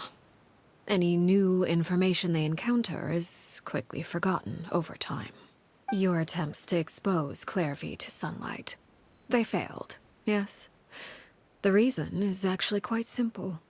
In Clairvy's mind, the house is impossible to escape, and it is this very perception that traps her there. But no matter. All I have to do is kill her again, and all will be resolved. I don't anticipate so much as a single speck of ash will be left behind this time. Wait!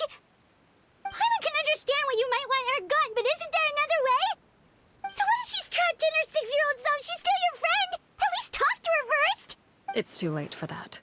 She broke the rules, and now she must be punished. That goes for Filial and Nantoy as well. She's had quite the effect on them.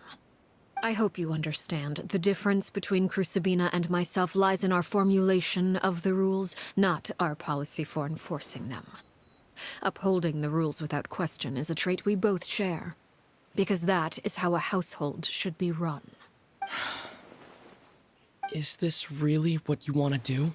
Whatever could you mean? Don't you want to say a proper goodbye at least? Whether as a killer or as a father, there are two things that must be avoided at all costs: anger and sorrow. Anger makes you impulsive. Sorrow causes you to waver. Well, it appears it's about time to proceed. Before we arrived, I told some of my well-behaved children to bring our troublemakers here by nightfall. I do believe I've kept my end of the deal. I gave your friends quite a bit more time.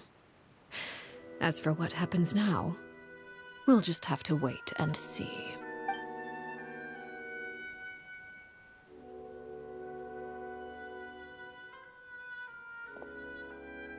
Here they are, Father.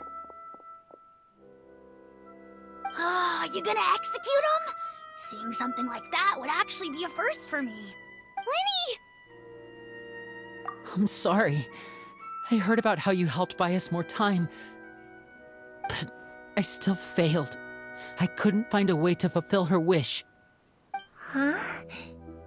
Are you... Perry? Indeed, it's been a while, Clairvy. Perry! Shh. Stay right there. I'm sorry to postpone our reunion, but first, I believe certain scores need settling.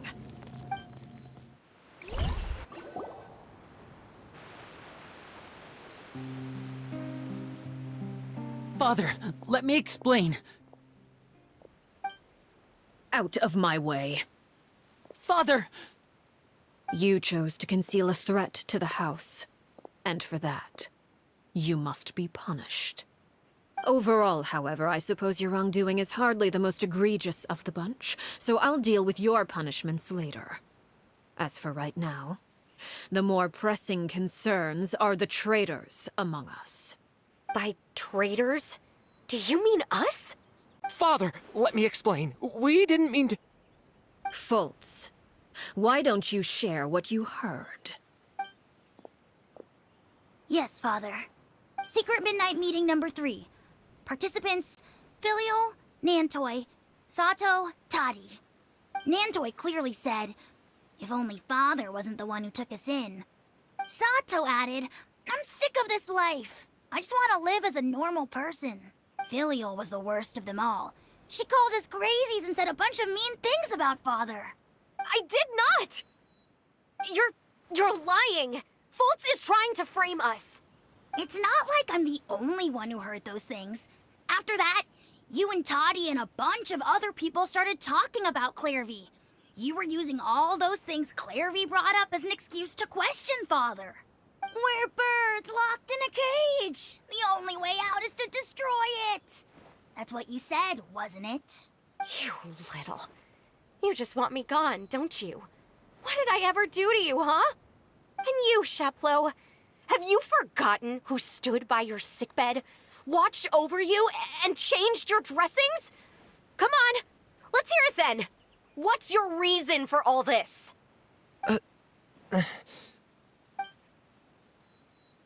You're wrong, Filial. We don't want you to die. You're our family. Liar. You wouldn't be doing this if that were the case. So why? Why have you backed us into a corner? We all live in the House of the Hearth. You know the type of work we do, Filial. A single betrayal can cost dozens of us our lives. It's not like it's never happened before. That kind of thing is hard to forget. That's why the House of the Hearth cannot tolerate any form of betrayal. Ever since we came to Poisson, you've had 7 secret meetings. A lot of the things you talked about really crossed the line. You've been spying on us for half a month? Wait a second. Now that I think about it, the move to Poisson was just a way to make it easier to spy on us, wasn't it? Because we were all in one place. You've had this planned all along. Filial, Nantoi, I'm sorry. I owe you both my life. I owe Clairvy too. If it weren't for all your help after I got poisoned, I wouldn't be standing here today. If this were any other situation, I would do anything to repay that kindness, even if it cost me my life. But rules are rules. I'm sorry. My hands are tied. Why? Why? That's enough, Filial. We made a mistake, and we should own up to it. We broke the rules, plain and simple. And now we have to face the consequences. I'm sorry, Sheplo. Fultz. I'm sorry, Father. We... accept our punishment. Chapleau, according to the rules of the House of the Hearth, how should these traitors be punished? All those who betray the house pay with their lives. And so it shall be.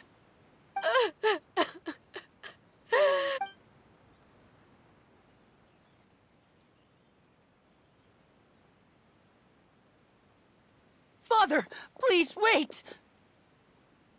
Something you want to say, Linny? Please reconsider, Father. What Filial and the others did, does it really count as betrayal? We all come from broken families. From the very first day we joined the House of the Hearth, we wanted nothing more than to make it a real home. But the truth is, none of us know what a real home should look like. I'm not saying I have all the answers. All I know is this. Killing Filial and the others may uphold the rules, but doing so will only bring us further away from being a real family than we've ever been. So please, Father, please, reconsider. I agree with Linny. Father, please. Linny, you...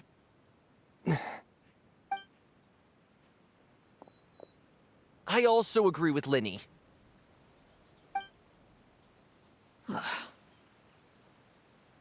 An order once given cannot be rescinded. However, given the extent of your determination, I suppose we shall have to go about this a different way. Draw your weapons and face me. Our weapons? Father, are you referring to a duel? Precisely. The rules of the house will not be altered. Traitors must be punished. However, resolving disputes with a duel is also one of our rules, one that also applies to me. Demonstrate a sufficient showing of strength, and I shall offer a concession. Wait. Beat Father in a duel? Impossible. Father is way too strong, even for Lenny.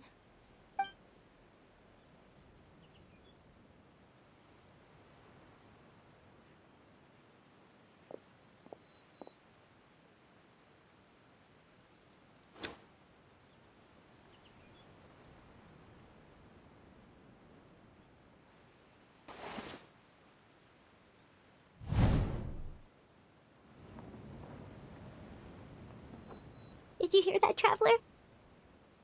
Lenny and the others have to duel the knave. What should we do? Can they really win something like that? If they lose, those people from the house are really gonna be executed. Hey, are you listening?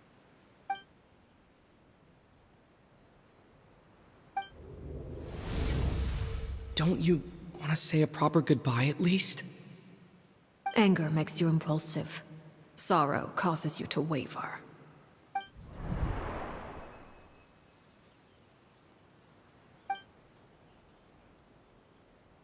Oh. Looking at that expression on her face, she seems really serious about this. Guess that means there's no chance she's throwing the duel on purpose, huh? When guests are around, families are often on their best behavior. And any disputes are less likely to escalate. When the time comes, make the choice that you deem most appropriate in the situation, and lend your help to the House of the Hearth. What's wrong, Traveler? Hey, where are you going? Traveler? You're asking to join the duel against the knave?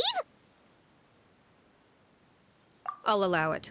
We do have a ready-made dueling ring at our disposal, after all. All I would advise is this. Keep a firm grasp on your weapon, and give it your all. Any less, and you may just lose your life.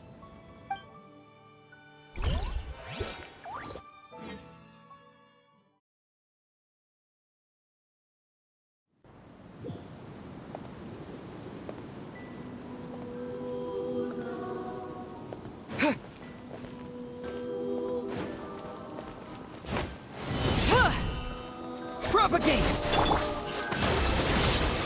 Time to go. As one with wind and cloud. Is it my turn now? Watch out for Father's movements! Spare your energy. Running is of little use.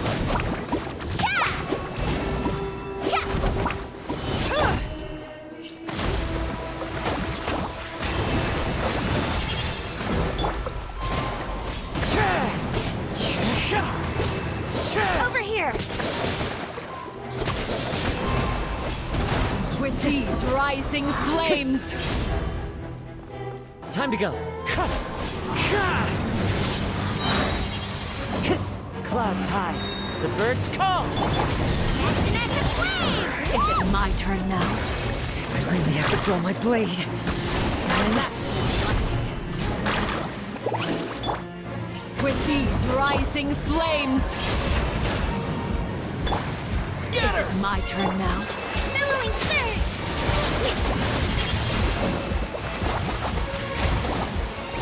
And voila! Spare your energy. Running is a little use. With the fall of darkness, destruction shall rise. Time to go. Have a taste of purgatory.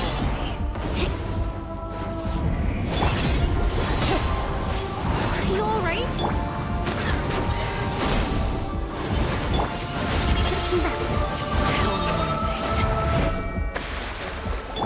Wind Strider! As one with wind and cloud!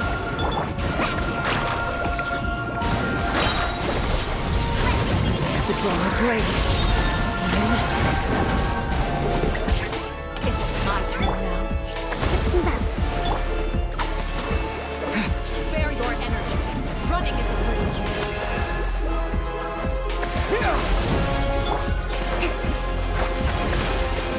Watch out for Father's movements! Closer now.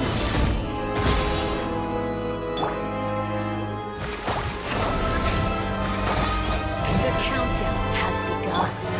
Spare your energy. Running is a little use. Hang in there!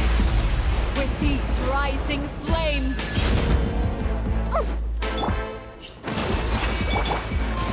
Is it my turn now? Scatter!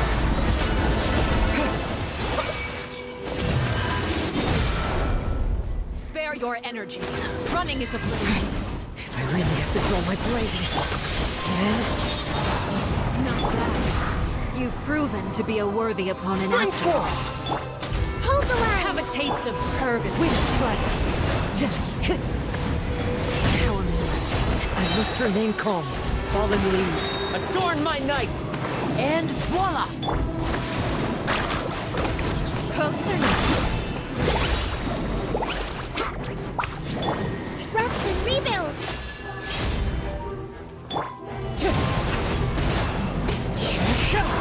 Time to go.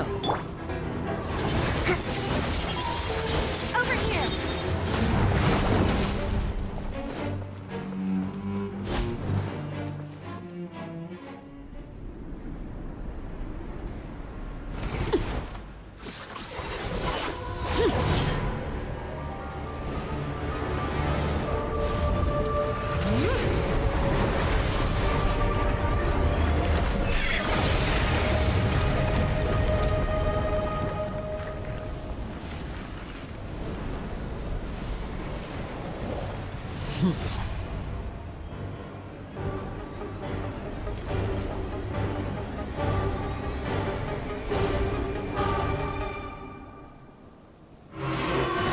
Kindness has been seared away. My blade is all that remains.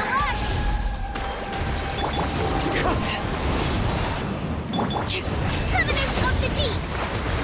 Allow me!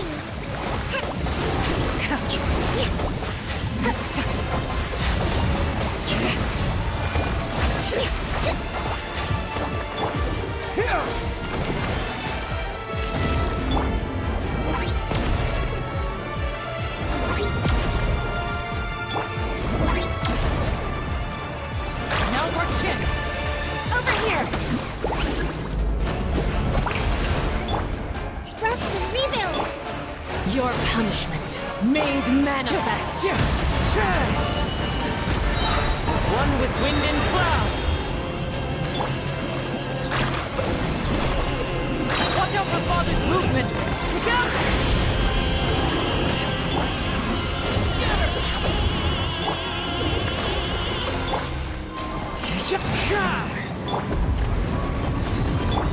Time to go.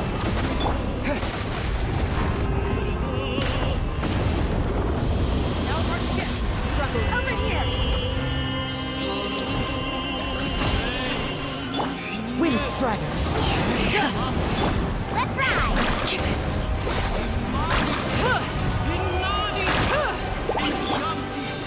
Allow me!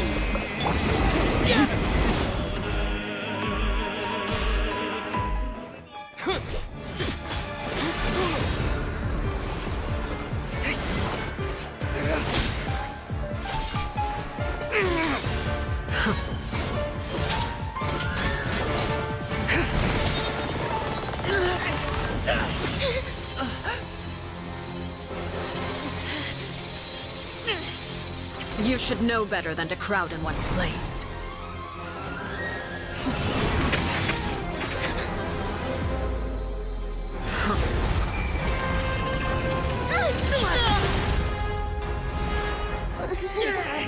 Oh, I know. No! I'm sorry, Father!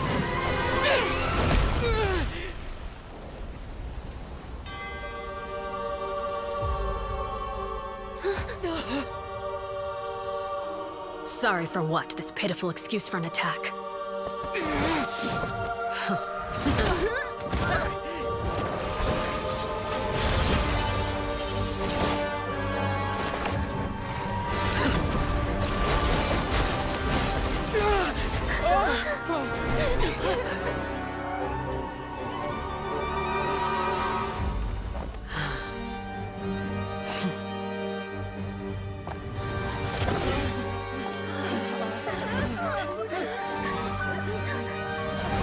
Father, no!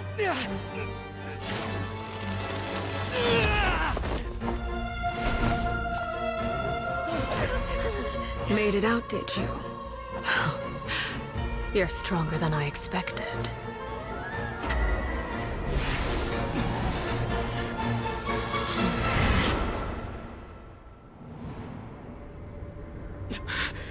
A crimson moon? I can't move.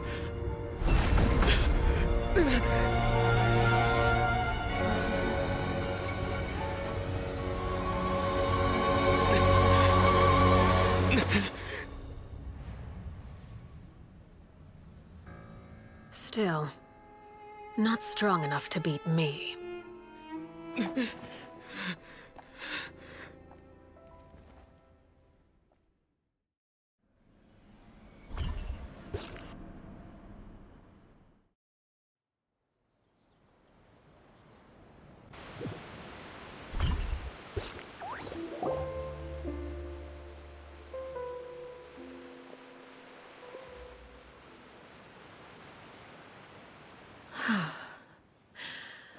I believe we can end things here.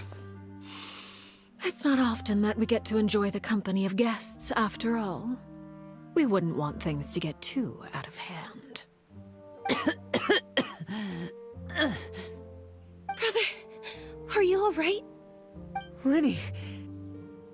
Given that I am the victor of this duel, as agreed, the punishment stands. No!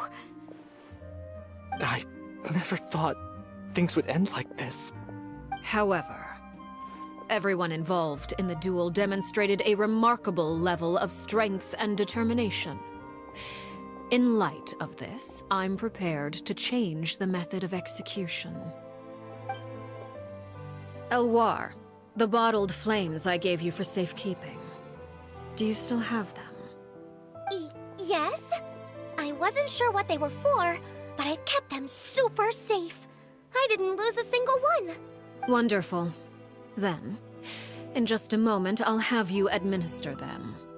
Bottled flames? Indeed. They're the product of a secret experiment.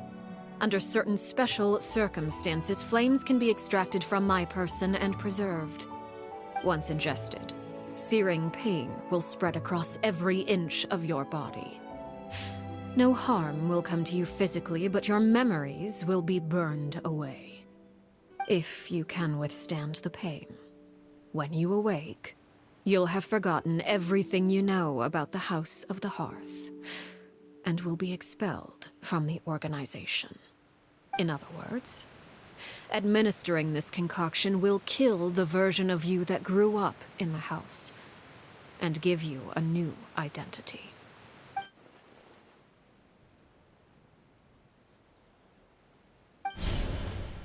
Memory is a mysterious thing indeed.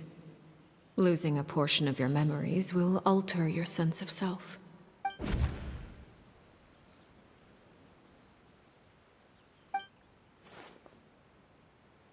So, you're just letting us go, Father? You misunderstand.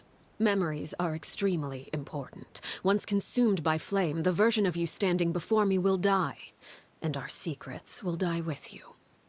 So no, I don't intend to just let you go, because the person who survives will be nothing but a stranger. Even so, I won't have to live in fear anymore. I'm sorry, Father. I'm sorry I let you down. But I really... Don't cry, Filial. You haven't left the house yet, so there are still rules to be followed, yes? Remember what I taught you. Anger makes you impulsive, sorrow causes you to waver. Don't let yourself be controlled by your emotions. Of course. I'll remember. Dry your tears, and go pursue the life you really want. Yes, Father. Chaplot, Foltz, Elwar. Take them back to Poisson. And bring Linny and the others as well. I prepared 3 extra vials of bottled flames. As for whether to take them, the choice is yours. Goodbye, children. The next time we meet, I will no longer be your father. Thank you for all you've done for the house. I hope you have bright futures ahead of you.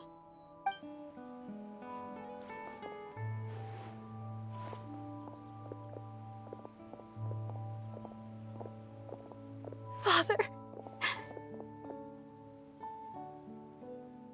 Let's go.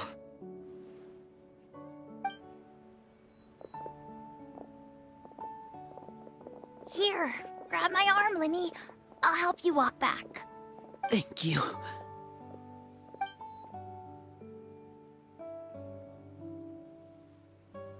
Clairvy.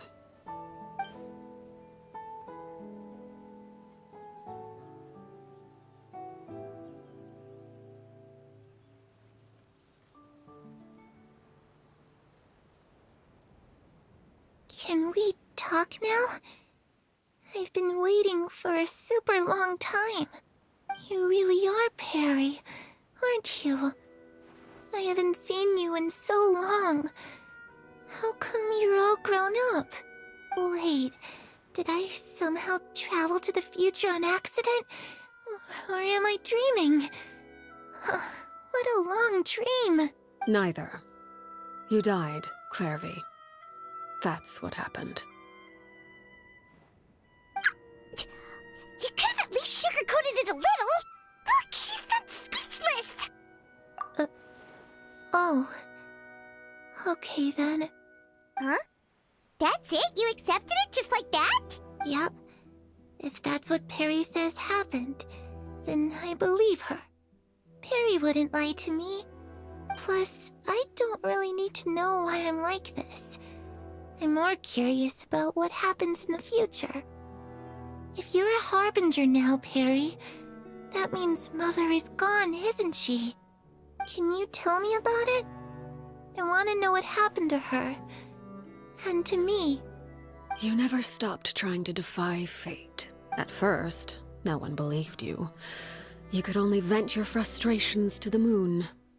In fact, you often sought comfort in the night sky.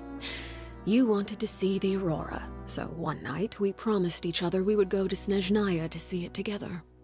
Later on, you tried to run away, but you were brought back each time. Mother spared your life, but it wasn't out of kindness. Instead, she decided to make an example of you by slowly torturing you over time. That way, the other children would know what happens to traitors. Still, you never gave up. Mother hoped that through ruthless duel after ruthless duel, she would be able to crown an ultimate victor among the children she raised. But you called on everyone to unite, to fight to a draw in order to reduce casualties. Your efforts may have only delayed the inevitable, but still. You gave them hope. You tried everything you could think of, but every attempt ended in failure. Still, you never turned your sword on Crucibina, and you never turned it on me. On that gloomy day, you told me, "For the last 16 years of my life, I've done everything I can to fight for freedom. But now, I realize that the only freedom I truly possess is the freedom to choose to die." I never imagined I would say something like that. I must have been feeling really worn down. But somehow, I still think I understand. According to Mother's plan, only one of us was going to make it until the end. And I always hoped that person would be you. If I could do it all over again, I still don't think I would make a different choice. Even when I first met you, I knew you'd be able to do what I couldn't. Is that so? Even now, I'm not sure I truly understand what kind of freedom you were trying to pursue. But as the head of the House of the Hearth, and as the children's father, I've tried to give them the most basic of freedoms. The freedom to choose their own fate. It's something I discussed with the Iudex of Fontaine. The children who want to leave the house will have their memories wiped clean of all secrets pertaining to the organization. In return, they will be allowed to live a normal life in Fontaine without being prosecuted for their past. Of course, I won't simply hand freedom to them on a silver platter. They have to fight for it and prove themselves worthy of it. Only freedom that is earned has true value. That's more than enough. That's exactly the kind of life I was fighting for. You know, Perry, I think you're a pretty amazing king, and a really great father, too. I'm really happy that you're the one who took over the house. I guess I do have one regret, though. I still haven't seen the outside world. Well, it just so happens that our dear guests over here have been to many nations and traveled to countless places. Perhaps they would be willing to tell you what the outside world is like. Really? Of course! We've traveled all over the place. We've got so many stories, we could probably talk your ears off for 3 days straight. You know, I used to dream of being a bard. Playing the lute while singing into the winds of freedom. Even if there was no one there to listen, I would have continued to sing no matter what. Ah, that's where Mora comes from. I never knew that before. If I had some Mora, I would buy 3 new dresses. One for me, one for Perry, and one for Mother. It's just too bad Perry doesn't like wearing dresses. And Mother, well, she probably wouldn't accept something like that either. I guess I'd just have to keep them all for me then. I could wear a different one every day.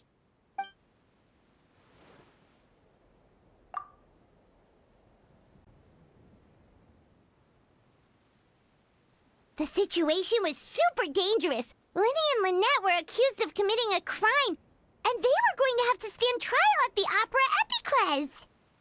Oh no, that must have been hard for all of you.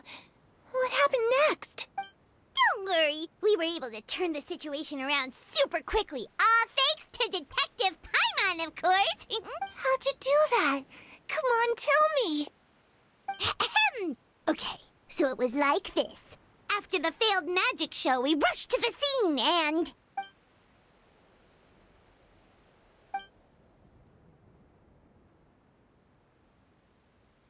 Shadows don't have the capacity to learn or grow. Any new information they encounter is quickly forgotten over time.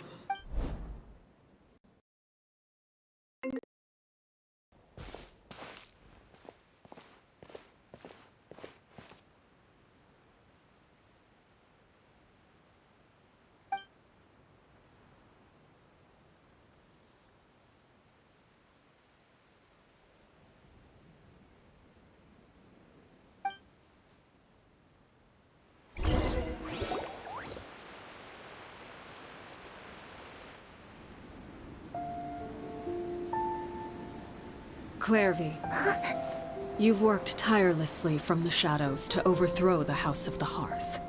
Now, By my authority as the Knave, I shall announce how this matter ends. You are hereby expelled from the House of the Hearth. You are no longer tied to this place, nor are you bound by its rules.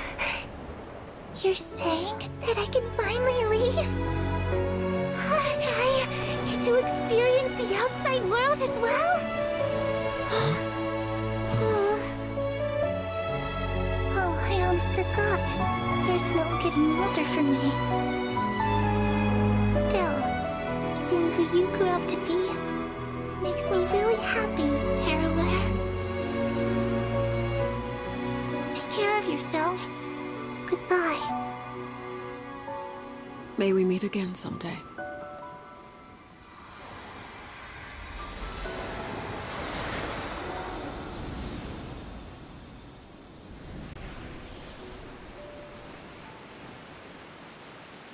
Clairvy. She left so soon. Paimon didn't even get to finish her story. I also have certain sentiments left unsaid. I wanted to tell her that the aurora I saw in Snezhnaya was just as beautiful as the ones in the pictures. But a shadow's memories reset at dawn. Had we delayed any longer, we wouldn't have had the time to say goodbye. Whatever regrets may linger, let them be lost to the coming of a new day. Father? It's Lyney! Hey, Lyney!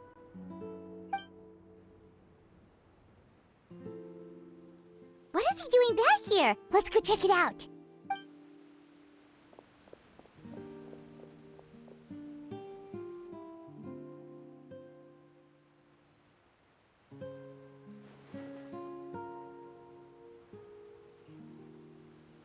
Father, the bottled flames have been administered. Filio and the others have left the house. And you? What have you decided? Thank you for giving us that choice, Father. But we never wanted to leave the house. It's the only home we've ever known. Lynette and Fremine feel the same way. They're recuperating back at the Hotel Bouffe d'Été. But I decided to come back and tell you where we stood. I'm sure you're well aware of the expectations I have for you. I want you to follow in my footsteps and become the next king of the house. Yet you seem to have different ideas. I must admit, I'm rather surprised by your decision to stay. There's nothing wrong with choosing to live a quiet life. Leading this organization is a heavy responsibility, one not so easily carried by someone forced onto the throne. I just never understood what you saw in me. What made you believe I was deserving of that throne? You're brave, talented, and, most importantly, you cherish your family. You would do anything to protect them, even if it costs you your life.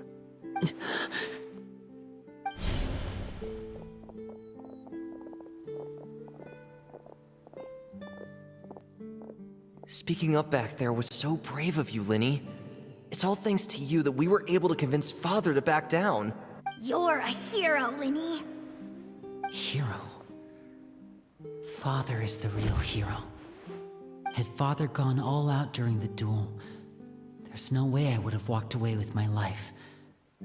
She must have had it all planned from the beginning, from the very moment she suggested a duel. I'm not deserving of that title. I'm not strong enough, or smart enough. You're wrong. In my opinion, all you need to be deserving of the throne is conviction, and the necessary strength to act on it. We may have different ideas of what it means to be a family, but you can hardly be said to lack conviction. What you truly lack is strength. For someone of your talent, though, that's something that will come with time. Even without that strength, you still chose to face me in a duel, even though the odds were stacked against you. That capacity to honor your convictions is what I truly see in you. Father. No one knows what the future holds, what tragedy or triumph may be in store. Being at the head of this organization requires the strength of will to face whatever comes. Caution will only hold you back. If reaching a certain standard were required to go after what you want, I would never have succeeded in killing my predecessor. Back then, there was still a considerable gap between our abilities. Strength may decide the ultimate victor, but those who let a lack of strength dictate their decisions or undermine their convictions will never be worthy of the throne. I understand, Father. Thank you. Children must grow up to surpass their parents. Only then can a family continue to flourish. The road ahead is not an easy one, so I'll ask you one last time. Are you certain you want to stay? You've done so much for me, Father, and that kindness must be repaid. Plus, with Project Stuja at hand, there are many dangers ahead, and I, for one, don't intend to back down. Protecting my family at all costs. That's my conviction. Then you're welcome to stay. As for Project Stuja, you need not be too concerned. If those cowardly businessmen and heartless dignitaries try to take us down, I'm prepared to teach them a lesson. Having members who longed for the light was our organization's last weakness. With those members no longer among our ranks, the House of the Hearth is like a spider hiding in the shadows. We need only wait for our prey to come to us. At present, our imperative is to use their plan to our advantage. In doing so, a crimson moon shall rise amid the frigid blizzards of winter. No demonstration of loyalty shall go unrewarded, and no sacrifice shall be in vain. As for the two of you, whether we meet again as friend or foe, I'll remember the camaraderie we shared in this moment, no matter how arduous the journey ahead. I hope we both reach our desired destination.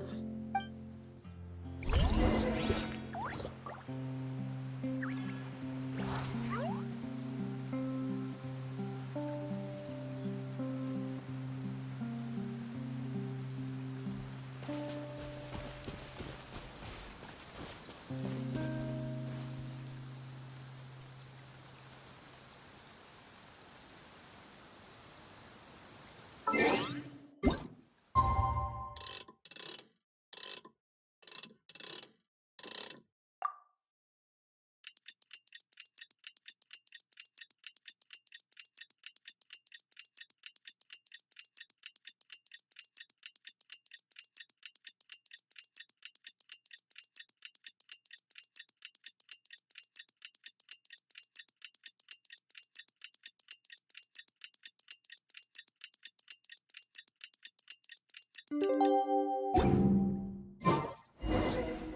Linny say that Lynette and Fremine were recovering at the Hotel Bouffe d'été? Oh, Paimon wonders how they're doing. Maybe we should go check on them.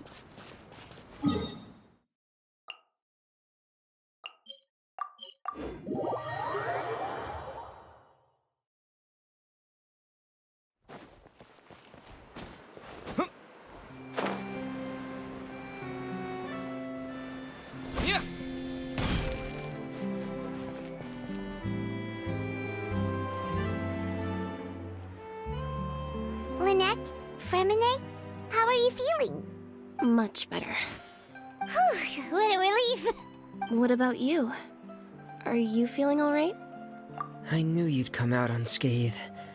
Us, on the other hand, well, we've been bedridden for 2 days. I couldn't even turn over. Oh, and I wanted to ask, is Clairvy gone? Linny and the other members have left Poisson and returned to the House of the Hearth. According to him, there haven't been any more sightings of a spirit roaming the house. I see. I'm glad. Father came to check up on us 2 days ago and told us about what happened with Crucibina and Clairvy. Actually, I've met Crucibina before. Wait, what? You've met the former knave? Crucibina died a year after Clairvy. It was during the year between their deaths that I joined the House of the Hearth. Crusabina had an extremely cruel and radical way of doing things. While she was alive, the atmosphere in the house was suffocating. When I joined, though, the experiment she valued so much had already come to an end, and all the people involved, dead and injured alike, were gone. Crusabina never talked about the past with us newcomers. A couple of months after I joined, Father killed Crusabina and burned all her files. With that, the names of all the people subjected to her experiments, Clairvy included, were lost to the flames, along with the painful memories they represented. Father took in Lenny and me a couple months after that, but she never mentioned anything about Crusabina or Clairvy. It really seems like something she was planning to keep to herself. The last time you talked to her, did she mention why she kept it a secret for so long? She said she didn't want us to be affected by the darkness of the past. She was worried we'd develop a false sense of gratitude towards her if we knew about it. The foundation of a family should be free of any corrupting influence. Whatever happened in the past, it has nothing to do with who we are now. And that's what Father told us in the end. But I still thanked her for everything. It was only after hearing about what Crusabina did that I finally realized how insignificant our lives could have been. The members of the house meant nothing to her. To say that she valued them in any way, even just as a tool, would probably be giving her too much credit. If Father hadn't taken over the House of the Hearth, I probably would have already... Father rarely brings up the fact that she saved us. She doesn't believe that being indebted to her should be what ties us together. But even if we didn't owe her anything, we would still choose to stay. Because this is our home. We may have arguments or times when we feel wronged. Some people may even choose to leave. But as long as Father is here, we will always have a home. Whether the path before us is bathed in sunlight or shrouded in shadow, we'll follow Father wherever she chooses to go. So I wanted to say thank you for helping us make it through this crisis. Without your help, we could have lost a lot more along the way. Oh, we didn't do anything, really. Of course. You're welcome anytime. Are Filial and Nantoy okay? I actually saw them at a cafe this morning. They didn't recognize me. From what I could tell, they were drinking coffee and talking about one of the operas that started running recently. They seemed happy. If I had to take a guess, I would say they finally found the kind of life they always wished for.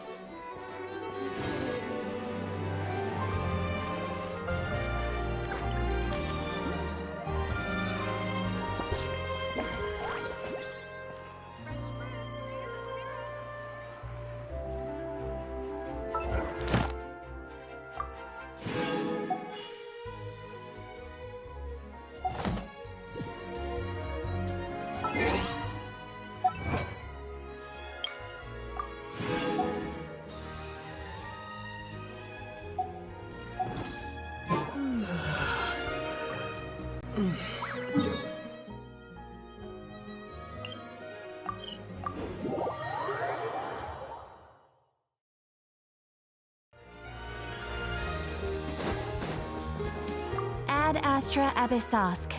Welcome to the Adventurers Guild. Thank you for completing today's commissions. Here is your reward.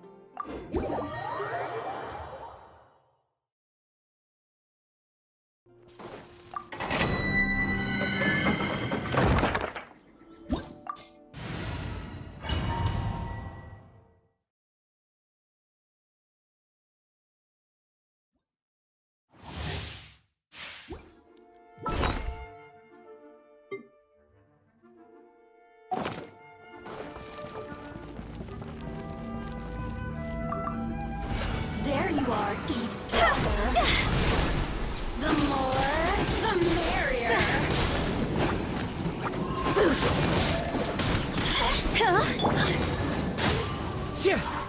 Blink. Let me amuse myself a little. Carving waves! Off go.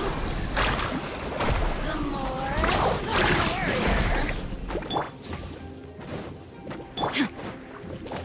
The wind knows me. Cross over!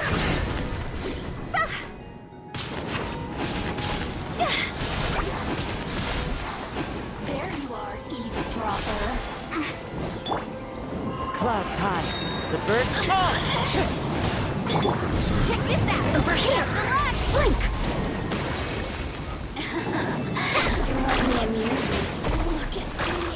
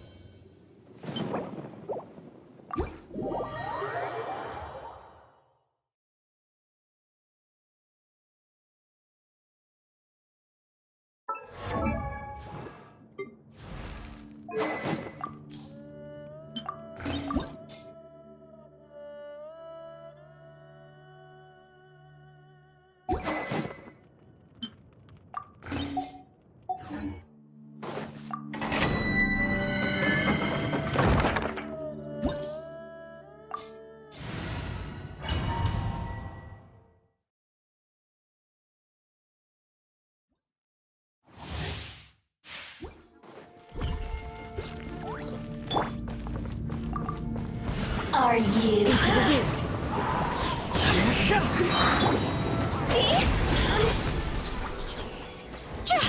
Over here. Go. Let me amuse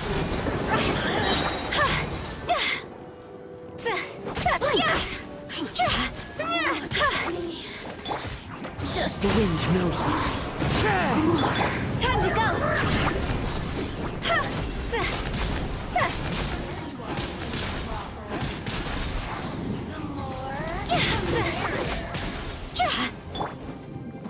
Over here.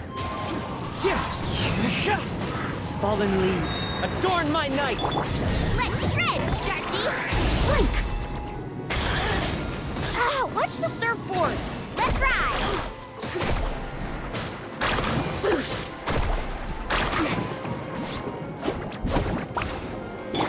Illusion shattered. Let me amuse myself a little.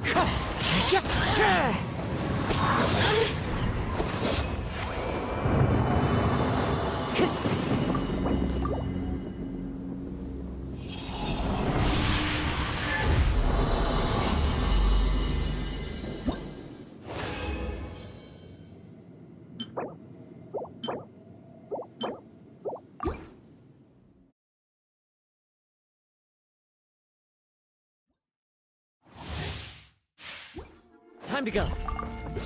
Are you? One with nature.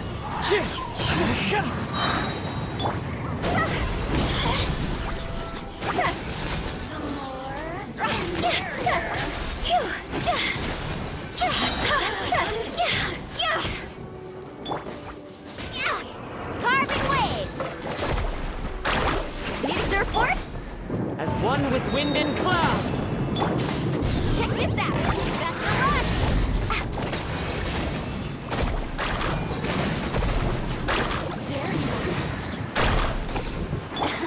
Now you shall perish.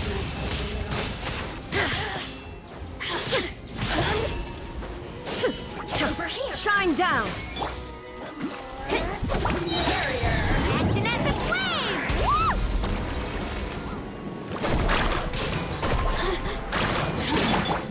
Toss over!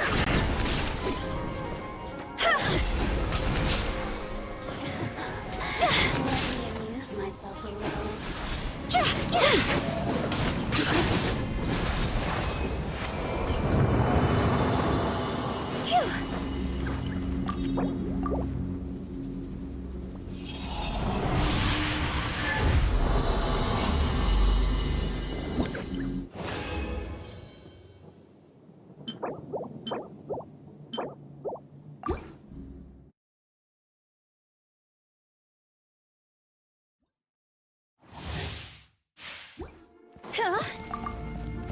There you are, The Ignis. wind knows me.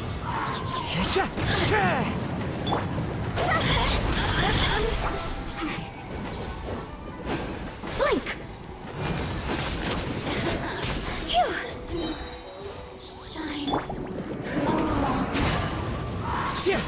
Shine. Higher, higher, pants on fire!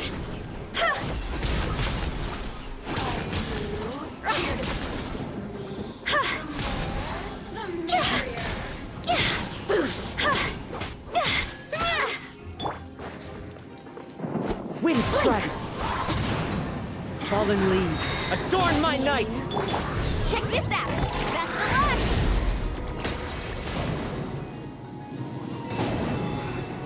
Best of luck! Look at me.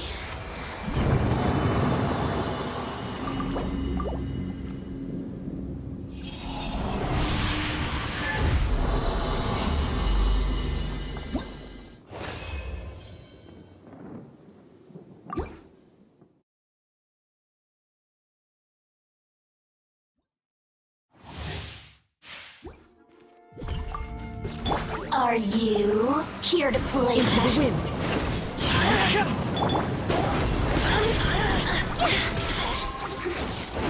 Blink. Let me amuse myself a Toss little. over! Shine. The wind knows me. Clouds high. The birds call.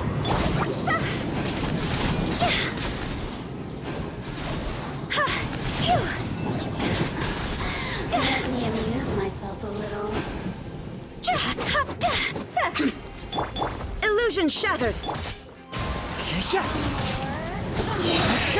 Fallen leaves, adorn my night! Let's shred, Sharky! Look at me. Just once. Need a surfboard?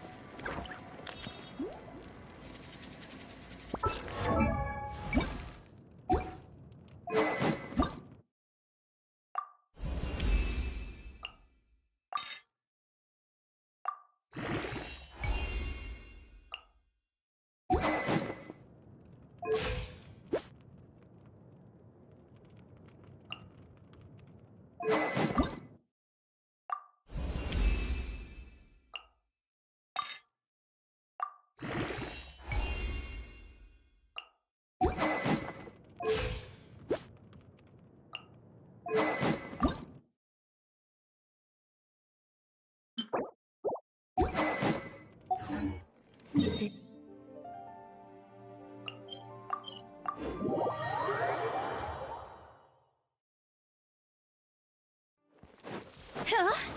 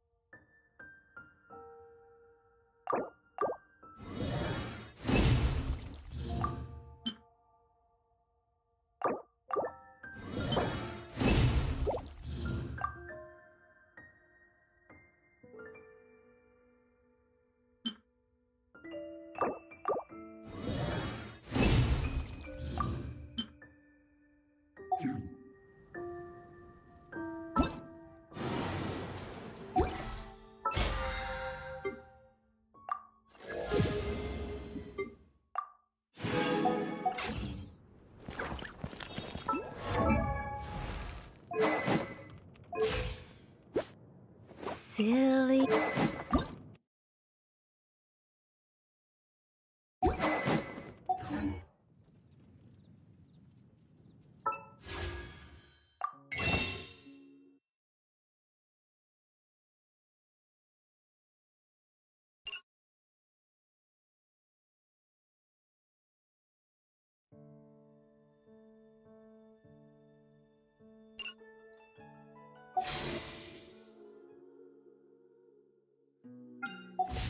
Welcome. How can I help you?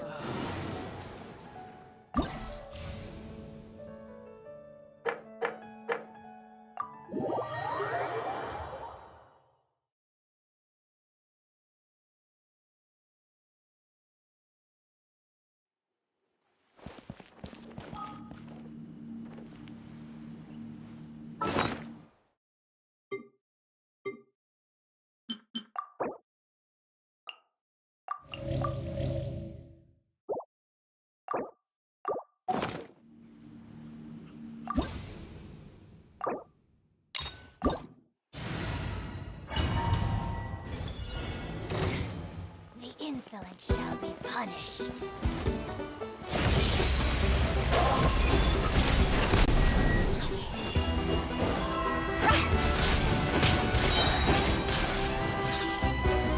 Your coming was foretold. Into the wind.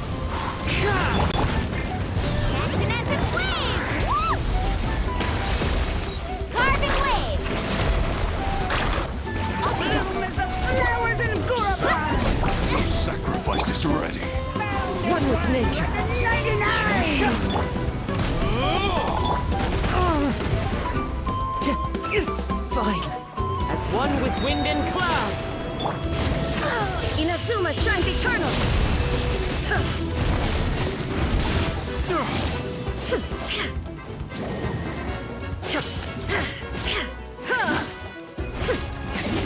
There is no escape!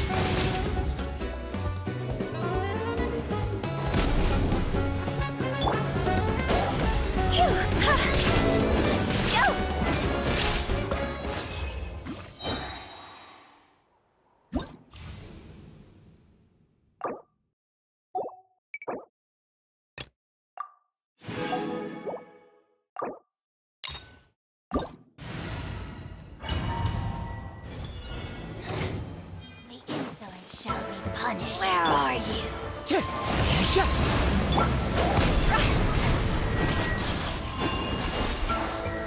No mercy.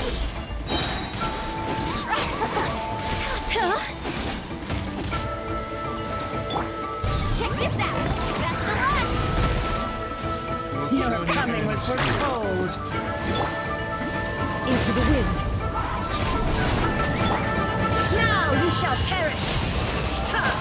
For the eternal oasis. Let's ride. Sand, your sacrifice is ready.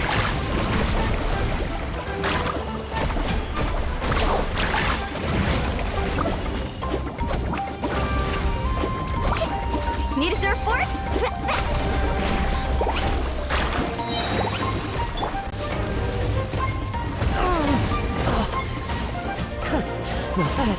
Fallen leaves. Adorn my night! Catch an epic wave! Let's ride! Go!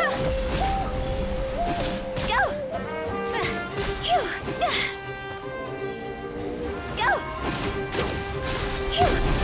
Go! Higher, higher, dance on fire!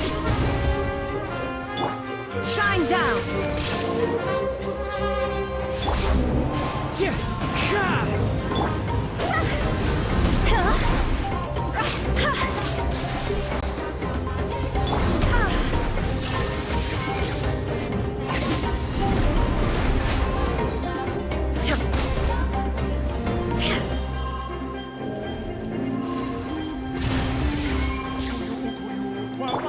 Carving waves!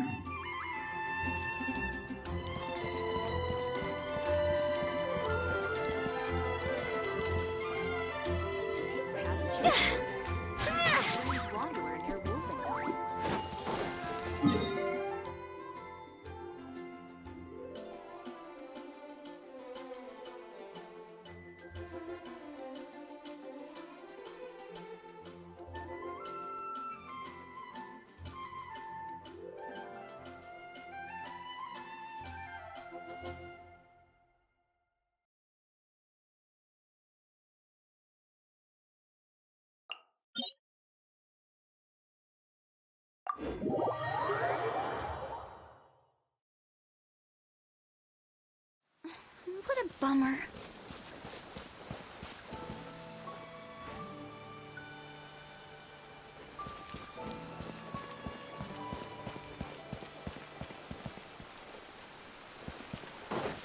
Huh?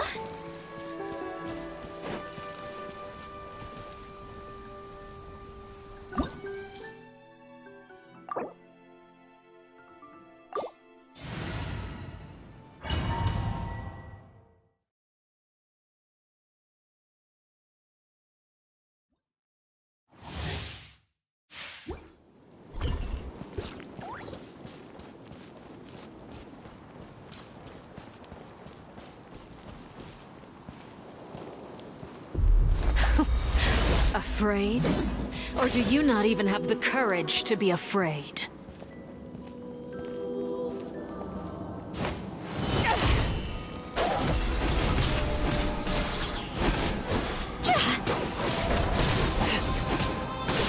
Is it my turn now?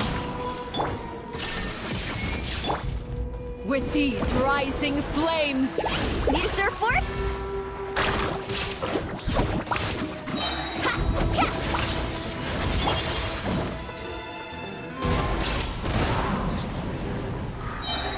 Spare your energy.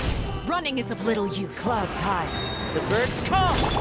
Check this out! Best of luck! With these rising flames!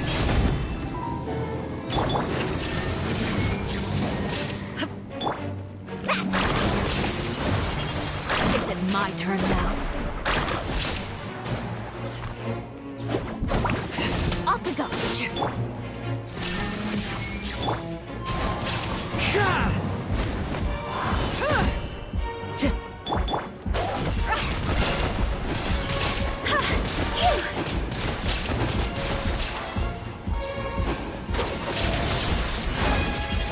Is it my turn now? With these rising flames! Now that's more like it. Torn to oblivion! Is it my turn now?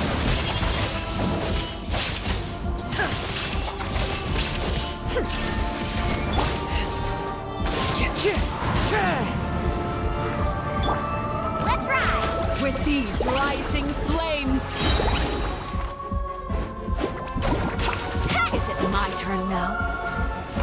Spare your energy. I must protect Running my- is of little use. Adorn my night! Action at the flame! With the fall of darkness, Illusion shattered. destruction shall rise. Have a taste of purgatory. Spare your energy.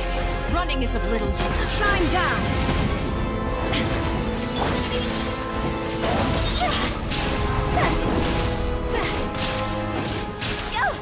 Is it my turn now?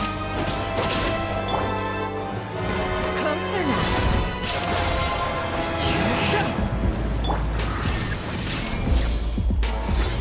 The count detached from the like a fly tangled in a web.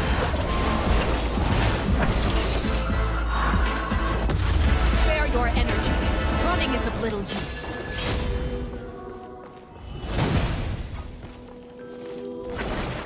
This is the end. Why then? Carving wave!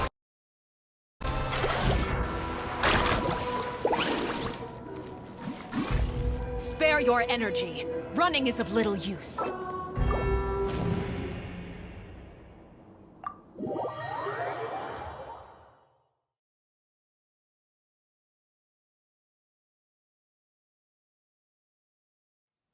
Off we go!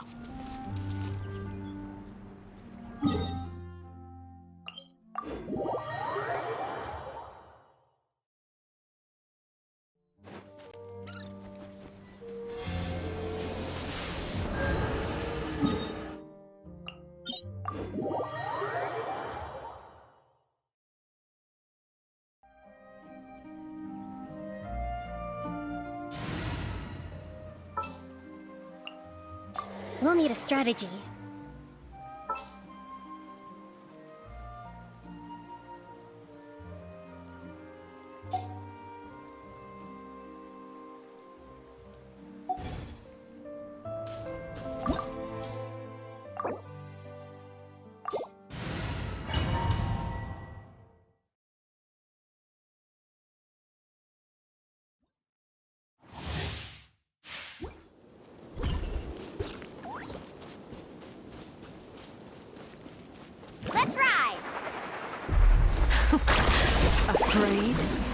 Do you not even have the courage to be afraid? Is it my turn now? Rest and rebuild!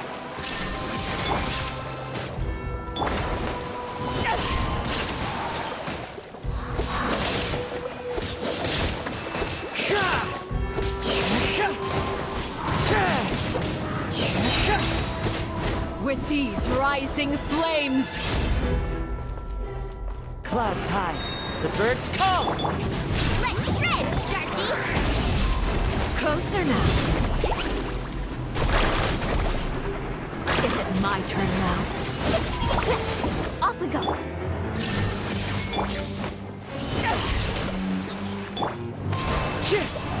With these rising flames! Billowing Is it my turn now? Now that's more like it.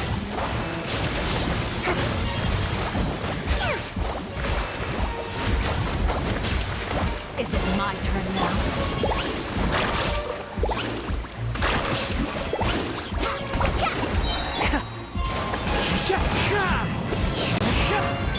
There is no escape! Closer now. With these rising flames! As one with wind and cloud! Check this out! Best of luck! With the fall of darkness, Carving way! destruction shall rise! Allow me! Have a taste of purgatory!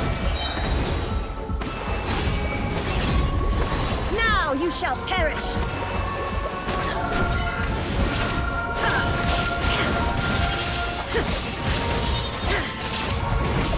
How amusing.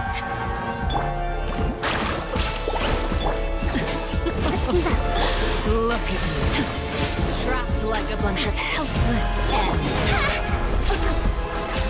Is it my turn now? Rest and rebuild!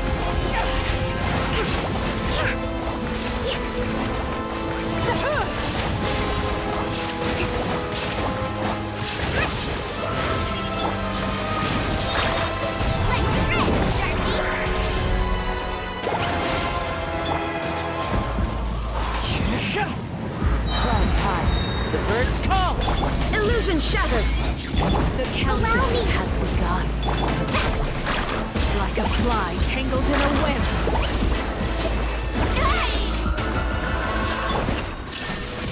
With these rising flames. How amusing. Have a taste of purgatory.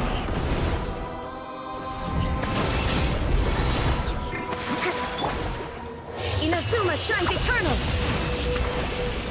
With these rising flames. Ha! Shine down! Billowing surge! How amusing. A lapse in judgment. That hurts!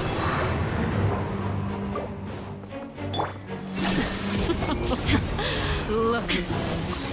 Trapped like a bunch of helpless animals.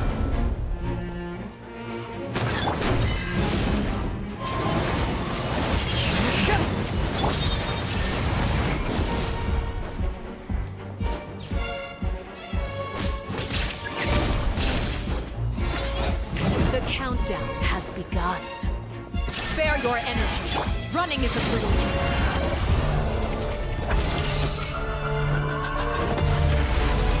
With these rising flames... Time to go. Why the hesitation? Fallen leaves, adorn my night!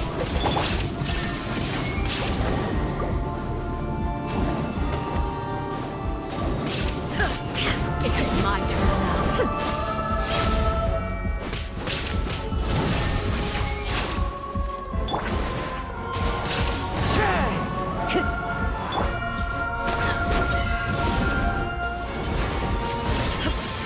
Spare your energy.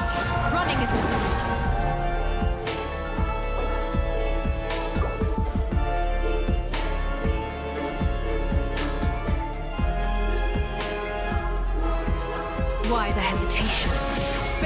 energy. Running is of little use. Remove all obstacles.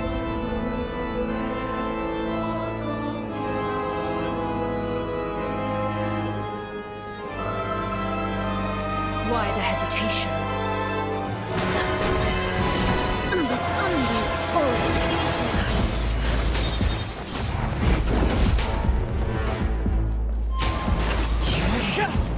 Have a taste of any regrets.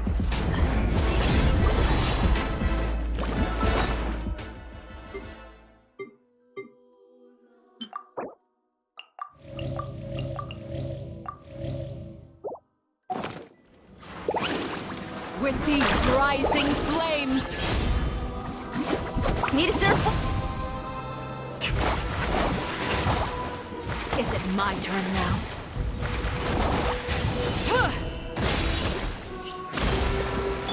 Let's ride! The countdown has begun. Like a fly tangled in a web.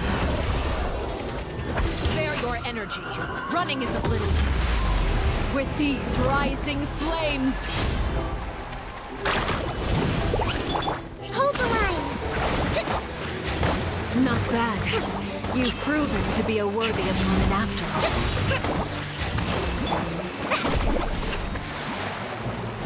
Closer now.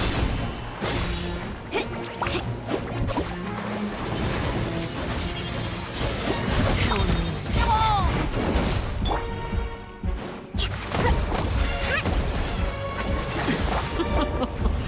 Look at you.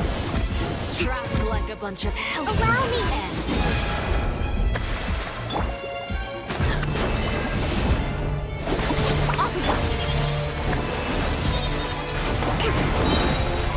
Permanent of the deep! Is it my turn now? Let's move back.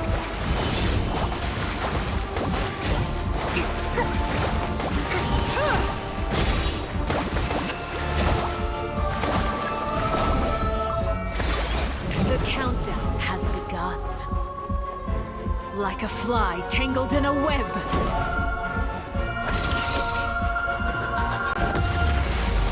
With these rising flames. Rest and rebuild! Is it my turn now? Closer now. With these rising flames. Hold the line! Look at you. Trapped like a bunch of helpless animals.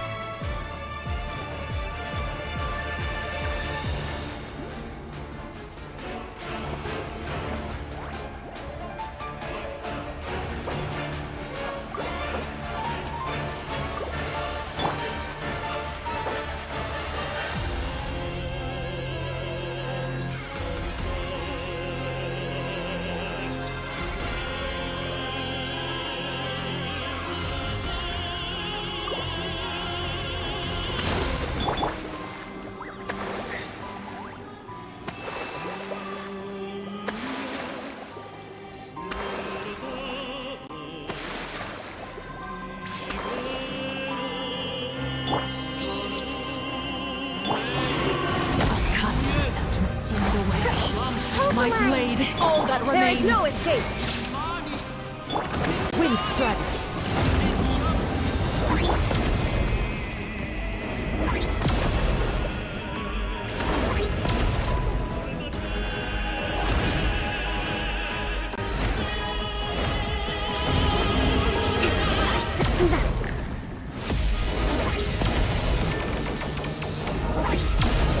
Rest and rebuild!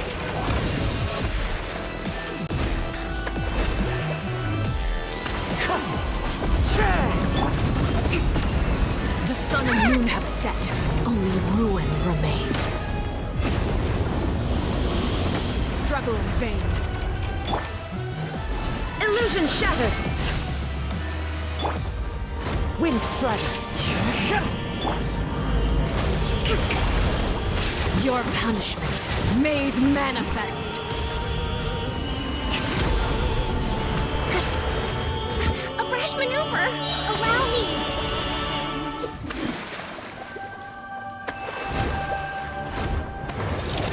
Shine down.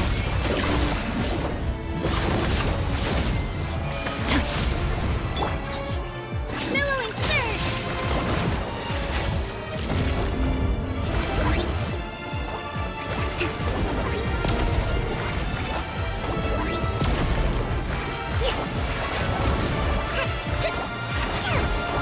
Hold the line!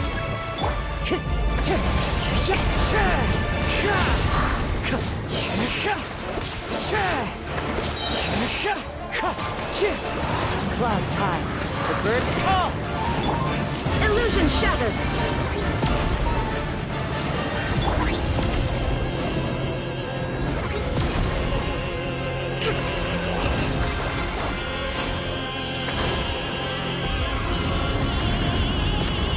The sun and moon have set. Only ruin remains. You struggle in vain. Rest and rebuild!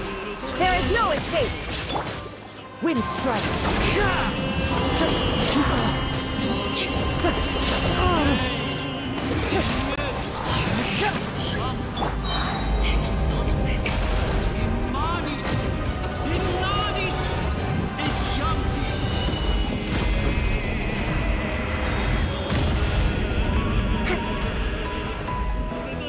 Hold the line! Fallen leaves, adorn my night! Now you shall perish. Let's see how strong your resolve truly is. Touched from who's next in the world.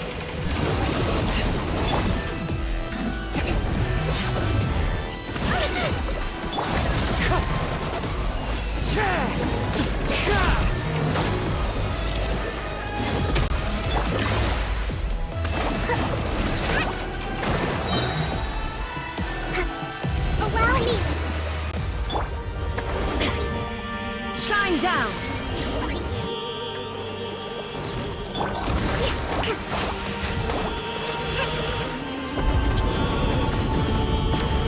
The sun and moon have set. Only ruin remains. You struggle in vain. Rest and rebuild! Wind strike. Turret, bring refuge!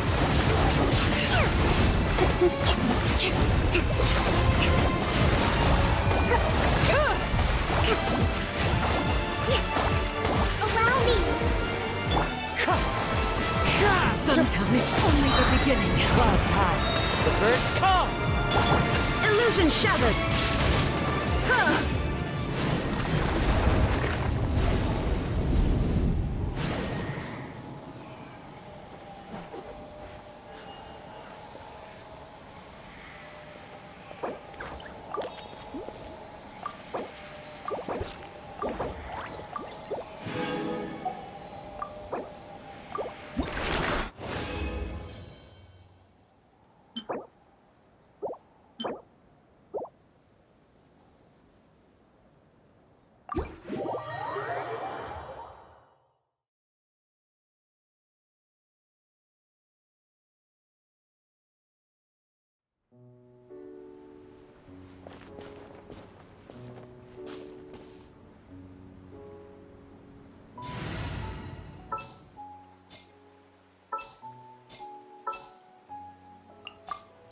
Is it time?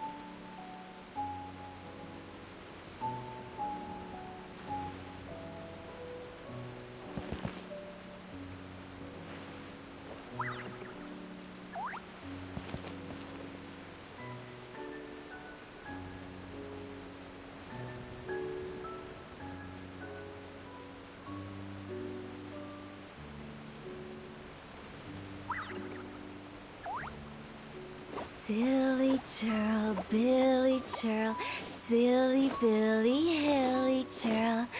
Ooh.